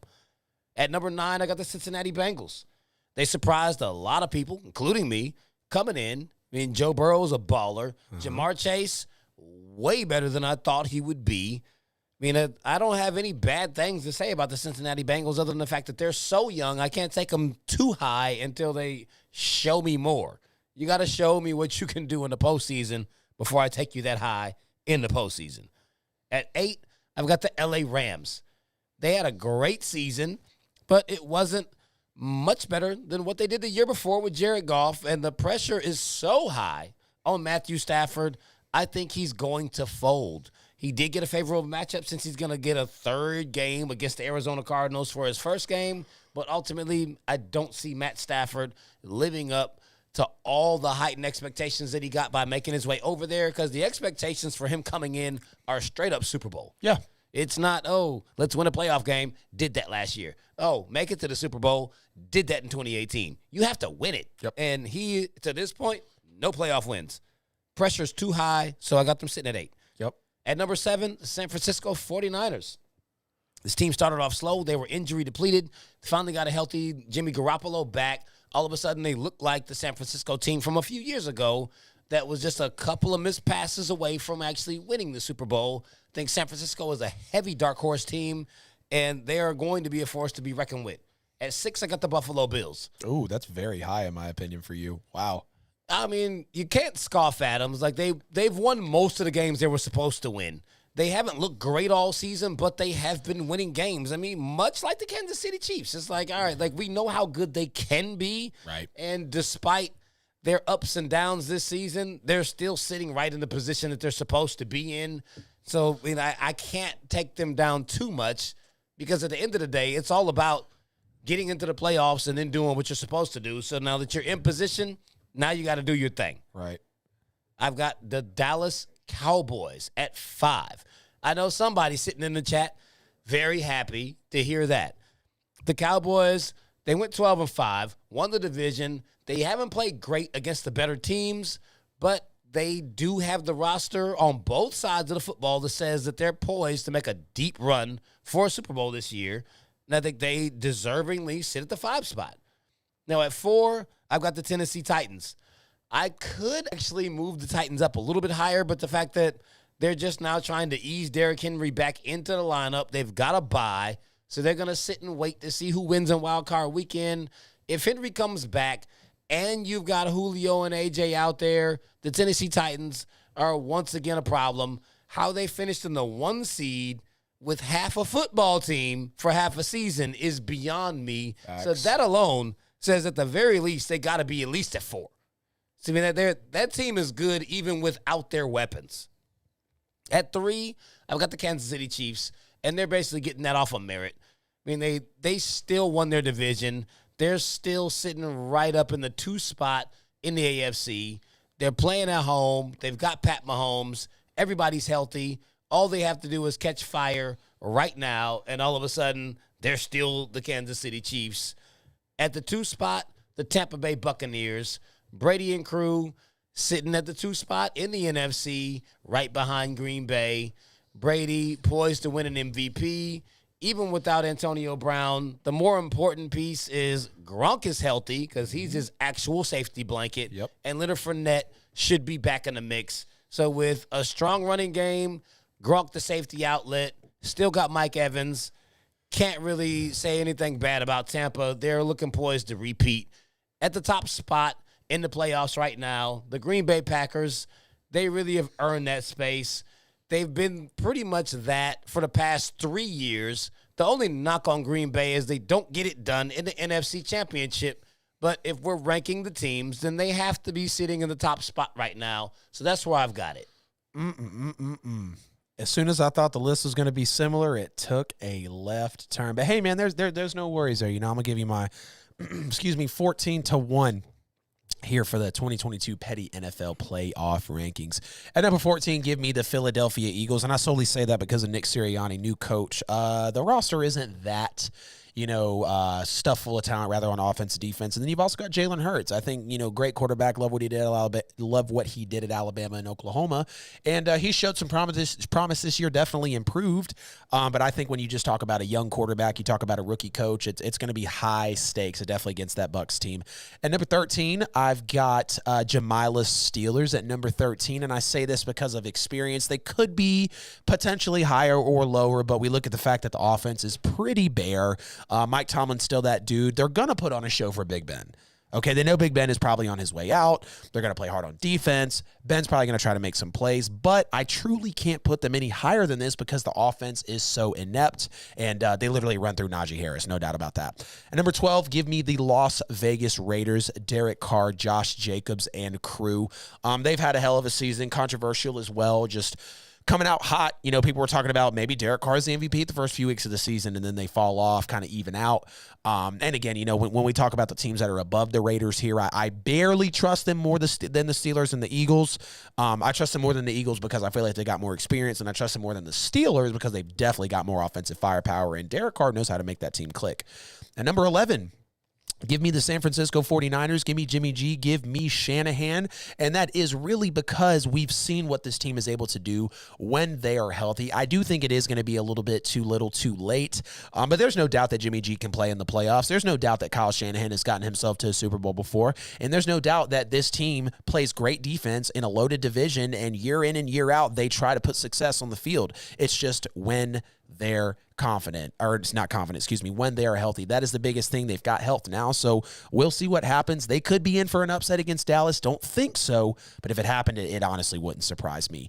Number 10, give me the New England Patriots, and if they had a little more of an offensive presence here, I would definitely put them higher because this is the coach that I trust most when the going gets tough, when the playoffs get thick, when the game's coming down to that decision. I mean, we're talking about the GOAT, okay? We're talking about Bill Belichick. We're talking about Mac Jones having a good season, but the reason they are at 10 is because what is Matt going to be when he's trailing? We've clearly seen that he's a different quarterback when he trails. What is Matt going to be when it's a big playoff moment? And, there's a big throw. There's a smart decision required. Not saying that Mac isn't capable, but we know how rookies naturally are in the playoffs, and I think that's a fair placement for them at 10 with a rookie quarterback and damn near no offense. You got to give the hats off to New England right now. Got them the same spot. Right, there you go. At number 9, the Buffalo Bills. And I know a lot of people are going to get on my case about this, but the Buffalo Bills are the biggest fool's gold team right now in the NFL. Josh Allen has had a shaky year. And look, I know the numbers are there. I know the production's there, yards, touchdowns, all of that, okay? But the Bills, again, are not physical. They have no run game. And you're going to have to wonder what they become once you truly make Josh Allen drop back 50 to 60 times a game. Is he capable of that? They are very, very Josh Allen dependent, and I just honestly do not trust Josh Allen when the going gets thick. I know that he was in the AFC title game against Kansas City, but clearly he was outmatched by Patrick Mahomes. There's a great chance he's going to see either him or the Titans at the end of the year. The Titans are a very physical team. I don't think it's lining up well for Buffalo here. They did get a break playing New England again, but we'll see what happens. At number 8, give me those Cincinnati Bengals, Joe Burrow, Zach Taylor, Jamar Chase. I think the offense is definitely going to give a lot of teams, or not a lot of teams, but the teams that they do see in their short playoff run here, they're going to give them hell. Or excuse me, they're going to give the defenses hell. The offense is going to give a lot of people trouble because we know Jamar Chase, Joe Mixon, Joe Burrow, they've just got dudes overall on that offense, and this is one of the most explosive, prolific offenses in the league, and the defense is slept on as well, even with the the defense, of course, I feel like is underrated. They've got some guys out there that can make plays, and I think they're a lot better than most people think as well. So give me the Bengals at number 8. It was tough to put the Tennessee Titans at a spot that I felt confident at on my list, but at number 7 is where I will place Tennessee. And Ryan Tannehill has kind of had a shaky year. He was feeling very comfortable early on, but I feel like Ryan Tannehill has kind of reverted back to those Miami days just a little bit. Don't jump and say, oh my God, Adam's saying that he's had a bad season and he's the Miami Tannehill again. No, I'm not saying that at all, but you're clearly different when you don't have A.J. Brown for a little bit, when you don't have Julio Jones for a little bit, when you don't have the best running back, your best offensive player, maybe the best offensive player in the league, in Derrick Henry on your side. So I do sympathize with the Titans, but again, they are going to be getting Derrick Henry back. They are going to have a full disposal, rather, of their offense. But with the teams that are above them, again, it was tough to put them at this 7 spot. They could go to the AFC title game. I kind of see a divisional ceiling, but we'll see what happens. Number 6, and it kind of feels weird to put them this high, but I couldn't really put them any lower when we look at the teams underneath them. I do have the Arizona Cardinals at number 6 here, and I know that's going to seem like potentially a steep placement for them, but the biggest reason why you have to, I guess, kind of have reservation on them is we know that Kyler Murray was kind of banged up towards the last half of the year. Kyler Murray is small. He doesn't like to take the hits. What is Nuke Hopkins going to be? We know he was shut down for the rest of the regular season. Now he's going to be coming back. What type of production do you get from your key offensive guys? James Conner's clearly that dude. He's a great running back in the league, and I think it was a great signing along with Zach Ertz. We wish J.J. Watt was still there. We see A.J. Green balling out. And the defense, a lot like the Bengals, is very underrated. They know how to defend the pass, and they're not going to give you many yards in an NFL game. At number 5, give me the Los Angeles Rams, and they could be lower as well, but they've got the coaching, they've got the offensive prowess to truly be out there, but it's going to fall on Matthew Stafford's shoulders. And I know we've been talking about Matthew Stafford all year, week in, game out, week out, and what is Stafford going to be in a big moment? We clearly saw he could not beat a clearly inferior division rival because you want to throw it deep to OBJ because you feel like you got to take a deep shot, and you throw a horrible 2-yard underthrown deep ball that affects your seeding, knocks my damn Saints out of the playoffs, and you throw a game-losing pick. I think that's what we're going to see from Matthew Stafford in the playoffs at some point this year. Hate to say it, but it is what it is. Give me the Dallas Cowboys at number 4. Dak has been playing great. Zeke, the receiving core, Micah Parsons, the defense in general, Dan Quinn. We've seen what Dallas has been able to do game in and game out. Now, what is it going to be when Mike McCarthy's in the big moment? What is it going to be when Dak is in that big moment? It is truly going to be interesting here. But Cowboys at number 4. And the top half of this list did get a little tough, but we'll continue on 3 through 1. Packers at number 3. I could have them higher. I know they potentially have the MVP. I know they have a big offense. I know they have a good defense, but I don't truly trust what is going to happen when the NFC divisional gets here, when the NFC title game gets here. If they go to the Super Bowl, I do not expect them to win, mostly because I have the Bucs going and winning, but we've seen this year in and year out. Aaron Rodgers had a lot of noise. Really the only difference is the defense has changed, but the defense doesn't fall back necessarily on Aaron Rodgers. Aaron Rodgers has to perform in the big moments, and there wants to be excuses about what type of defenses he has and hasn't had. Dude, you had home field last year, just like you do this year, and you let the Bucs come in as a wild card and beat you. Enough said there. Number 2, give me the Kansas City Chiefs. Like you said, a lot of off merit there, but I feel like they are getting hot at the right time. The defense is starting to come around. We know about Mahomes. We know about Reed. It's one of the best offenses, if not the best in the league when they're clicking on all cylinders, and they've got this experience. They've been here before. They're one of the, most veteran, well-respected teams we have in the league right now. And at number 1, give me the Tampa Bay Buccaneers. They are my Super Bowl pick. I think they should be the Super Bowl favorite. I don't trust any quarterback when it comes down to the thick of it. When it comes down to a great mental decision, it's going to be Tom Brady. It's going to be Bruce Arians. It's going to be that Bucs team. The defense could be more there, but I put a lot of faith in Brady. He showed us last year what he can do. This year is pretty normal for him. I know he's got some injuries, but I'm going to keep the Bucs at number 1. We got about 13 minutes left on this show here, so we need to go ahead and jump into Super Wild Card Weekend. We've got Las Vegas headed to Cincinnati to take on the champion Bengals of their division. Cincy is favored by 5.5 points, and the question here has to be, who is going to punch that ticket to the divisional round? I'm going to take the Cincinnati Bengals, and I'm going to take them with the points. Yep. They played in Week 11, and Cincinnati beat Vegas 32-13 at Vegas. Yep. They're playing in Cincinnati. It's going to be cold. The Raiders, I think their little Cinderella run is over. Yeah. I mean, in that game, Joe Burrow was 20 of 29. He only threw for 148 yards, but he didn't really need them, even though since he was only up 13-6 after 3 quarters in that game. Yep. So, I mean, they exploded for 19-7 in the fourth quarter. But the Cincinnati Bengals are just better than the Raiders. I mean, like they have a very similar put-together team. At the end of the day, they're better coached. I like Joe Burrow better than Derek Carr. The team is better. Cincinnati is going to get their first playoff win since 1990. I can agree with you. I can highly agree with you there. And I think the major question that pops out to me, I guess the X factor matchup is, can the Raiders defense keep up with the Bengals offense? And I don't truly believe that's going to be the case. I think Jamar Chase, Joe Burrow, all the offensive pieces that they have are just going to really overwhelm Las Vegas here. And I mean, we've seen Vegas struggle with some speed on the field. We've seen Vegas struggle when it comes down to simple wins at times. Now, I will admit, with Vegas being 6-0 in overtime games, they are very clutch when it comes down to it. But I don't see this being an overtime game. I will take the Bengals here as well. They're favored by 5.5. It might be a tough cover, but it might be a tough cover, but it should be an easy one considering I feel like this is a major mismatch here between a very prolific offense and a defense that I just don't feel like is going to be able to hang with Cincinnati at this point, okay? They're hot. Zach Taylor's confident. The whole team is confident. And like you said, Vegas really just kind of backpedaled and snuck in here. It really could be an ugly one, but I do have Cincinnati winning and covering the spread. Now we got your boys, Fees, headed back to Buffalo for round 3. Against the Bills, and the stakes are super high right here. Buffalo's favored by 4 at home. Who do you got taking this one and getting onto the divisional? I mean, this is a straight-up rubber match between these teams. They played twice already. New England won at Buffalo, and Buffalo won at New England. Really, the key to the game is Mac Jones. I mean, the teams are very evenly matched. It comes down to quarterback play, because even in the last game, New England's defensive sets were perfect. And Josh Allen, he proved to be the better quarterback. He overcame. He made the couple of plays that were necessary to be made, and that's why they won the second matchup in New England. I feel like this game in the playoffs is going to be different. The temperature is supposed to be in single digits for this game.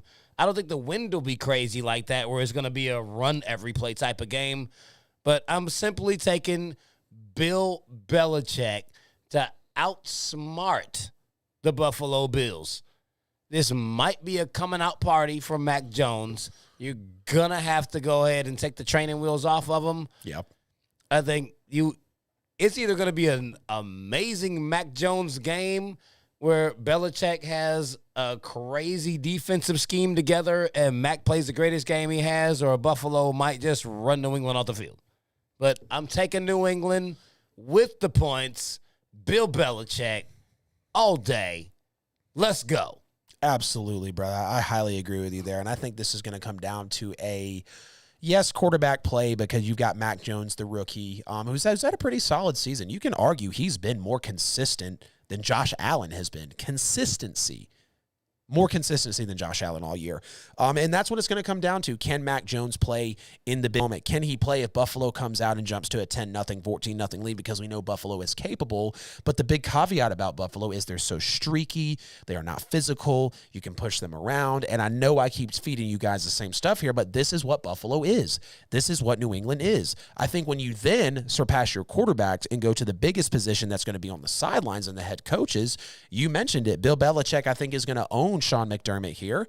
And, Bill Belichick is just going to coach a better game. He's been in this spot before. The moment's not going to be too big for him. He's been here, maybe not with a rookie quarterback, but he's developed a good season overall to where we kind of, thought that Mac Jones could win 10 games, but he showed us he could do it. You named off the numbers earlier, so I believe in Bill and Mac over Sean and Josh. Give me the New England Patriots, maybe by a 1 to 3 point victory. Who knows? I think it'll be a close one, but it's going to come down to a couple key moments, and I think that's where Bill and Mac absolutely capitalize here. We've got Jalen Hurts and those Eagles sneaking into the playoffs, returning here, and they're going to go play Tom Brady at home. Tom Brady on the road. And, you got to ask yourself, does Jalen Hurts have even a slight chance at upsetting here for a 8.5 point favorite Tampa Bay team? No, not even a little bit. I mean, they played in Week 6. It was a Thursday night game. Tampa won 28-22, and that was at Philly. It's like Tampa just walked into the game like Philly sucks, and we're really not even going to gear up for this game. Now they actually are preparing for them and playing them playoff style. I don't think Philly stands a chance. I think Tampa wins the game. Tampa covers the spread. It's going to be disgusting. It'll be one of those like, oh, my God, are they going to win another one? Yeah, I definitely can't agree with you. Now, as much as the Eagles, don't have a chance in this game, I do feel like if Tampa comes in and they're kind of peeking into the divisional, not really taking them seriously, Philadelphia could come out and play a hell of a game. I mean, there's no question about that. We know that some of the talent that they have, we know some of the things that they've done overall throughout the season, but I can't agree with you there as well. The fact that, Tampa is favored by 8.5. Tampa is at home. Tampa's clearly the better team. They've got the better quarterback. They've got the better defense. They've got the better line. They've got the better coach. I mean, it's all in Tampa's favor. Now, I'm going to enjoy seeing Jalen Hurts, a great Alabama and Oklahoma quarterback out there, probably trying to put on a show for his team because he's already in his second year trying to be a leader of that Philadelphia team. We'll see what happens. I do agree, though, Fees, this is probably going to be an ugly one because I know that Bruce and Tom are going to come in with their head on their shoulders. They shouldn't peek ahead, but if they do, Philadelphia could keep this close, but I don't see that happening. Give me Tom. Give me Bruce. Give me the points at home. And we'll move on to talk about Jimmy G and those healthy 49ers. We know what they can be when they finally get some health established underneath them. George Kittle, all those great guys. They are going to face a Dallas team who is favored by 3. Is Dak going to earn this contract and finally get a meaningful playoff win for a great Dallas Cowboys team? No, absolutely not. They're favored by 3. The Dallas Cowboys are favored by 3 at home, which means that it's actually a pick 'em because you get 3 points for being at home. Now, we're looking at Kyle Shanahan, Jimmy G. You got Deebo Samuel, George Kittle. More recent postseason experience. We're talking about a really healthy San Francisco team that has been battle-tested and proven. And we know when this team is healthy, they're one of the best teams in the entire NFL. And they've been playing like it down the stretch coming into the end of the season. And I will take San Francisco over McCarthy and Dak and the playoffs, because the playoffs are Dallas's Achilles heel. They can do whatever it is they do during the regular season. When it comes January and it's win or go home, they go home. San Francisco is sending you home. Oh, man. San Francisco with the upset. We're going to hear a lot of cowgirls be very, very upset by that result there, man. Sheesh. Jimmy G traveling into Dallas. I'm going to take Dallas with the win. I think Dallas is able to escape their super wild card weekend. Tough game that they're going to have here. And I really think that out of all the matchups they could have had, we always say when you get that team that starts out rough, they find their groove, they gain some confidence, and they just start winning football games, just on a tear, and you just beat the LA Rams, as much as that might or might not be an accomplishment. This might be the last team that they want to face. Truly, I think we're going to take a look at if Dallas's defense is going to be able to contain a George Kittle, contain a Deebo Samuel, contain an Elijah Mitchell in that running back room that we've seen that can put up so many offensive points and really yards and just production. Now, I do like Dallas's defense in this one, and I do think Dallas will win the game overall, but you got to talk about Jimmy G. You got to talk about Dak Prescott. What type of quarterback are you going to have, the quarterback play you're going to have from both of them? Jimmy is healthy, but it feels like he could be, glass bones and paper skin at this point. And then Dak Prescott, who, kind of was a little tough, felt like, over the last few weeks of the year. Give me the Cowboys, though, in a nail-biter. I mean, an absolute nail-biter. I don't know how this game is truly going to play out, but I do see it being a close one no matter what happens. And give me the Cowboys in this one. Now we got those Pittsburgh Steelers traveling to a 12.5-point favorite at home, Kansas City Chiefs. Is there any way possible that the Steelers come out and win a game for Ben here? No, they played in Week 16. Kansas City won 36-10. I got Kansas City by 100. Done. Damn. Kansas City by 100. Yeah. Kansas City favored by 12.5. I think this is going to be one of the uglier matchups of the weekend. But when you start to think how Kansas City has been kind of shaky this year at certain points when they were on a little bit of a tear right there, or not a tear, but kind of a downward slope, you got to ask yourself, are they going to be able to come out and be consistent? Are they going to be able to come out and actually punch somebody in the mouth? Because the Steelers defense is here to play. They're here to stay. They're confident. They've got energy, and they're just trying to make it happen for Big Ben. I will take Kansas City here, but by 12.5 is a very outlandish spread. I think the Steelers are going to come out with a lot of heart for Ben. They're going to want to make this game close, and you still have Patrick Mahomes winning it, and an unfortunate exit for the Pittsburgh Steelers fans here. Last game of the weekend is we got those great Arizona Cardinals, what was a great Arizona Cardinals team, now traveling to Los Angeles. And you got to ask, will the pressure be too much for Stafford, or does Kyler Murray not play as well as he has been? What happens here? I think the rest of the team will show up for the Los Angeles Rams, and they will beat Arizona because Arizona is just not battle-tested. The playoffs, they haven't even seen it. This is something that's foreign to them. Outside of Stafford's pressure and everything else, I think he will get his first playoff win. The Rams will win. It'll be a tight game, but I'm taking the Rams. Whew. I'm taking the Rams as well, as much as I hate it. Kyler Murray's just been falling off a little bit. As much as I don't trust Stafford, you got to ask, what is DeAndre Hopkins going to be in this one? Is Cliff going to be able to actually coach in a big moment against a Rams team who's pissed about losing in Week 18? I hate to take the Rams here, but I just don't see enough from Arizona in this game, considering how they finished 4-6 down the stretch. Hate to admit it, but Matthew Stafford, I think, gets his first playoff win here. It might not be pretty. Again, I hate, with all the regret in my voice, to take the Rams, but I will. And that's going to round out our Super Wildcard Weekend predictions, ladies and gentlemen. Thank y'all so much for tuning into the show tonight. It was absolutely loaded. We were able to hit every possible topic for y'all. You know where to find us, everywhere on social media. It's not about where you listen. It's about where Petty Sports is at. Vice versa. Y'all know what I mean. We'll be back next Wednesday. Y'all take care. We're going to be going over the first round of the playoffs, revisiting some other teams. Peace, y'all. Appreciate y'all tuning in tonight. Yes, sir. Let's go, Pats. New England. Go Dogs!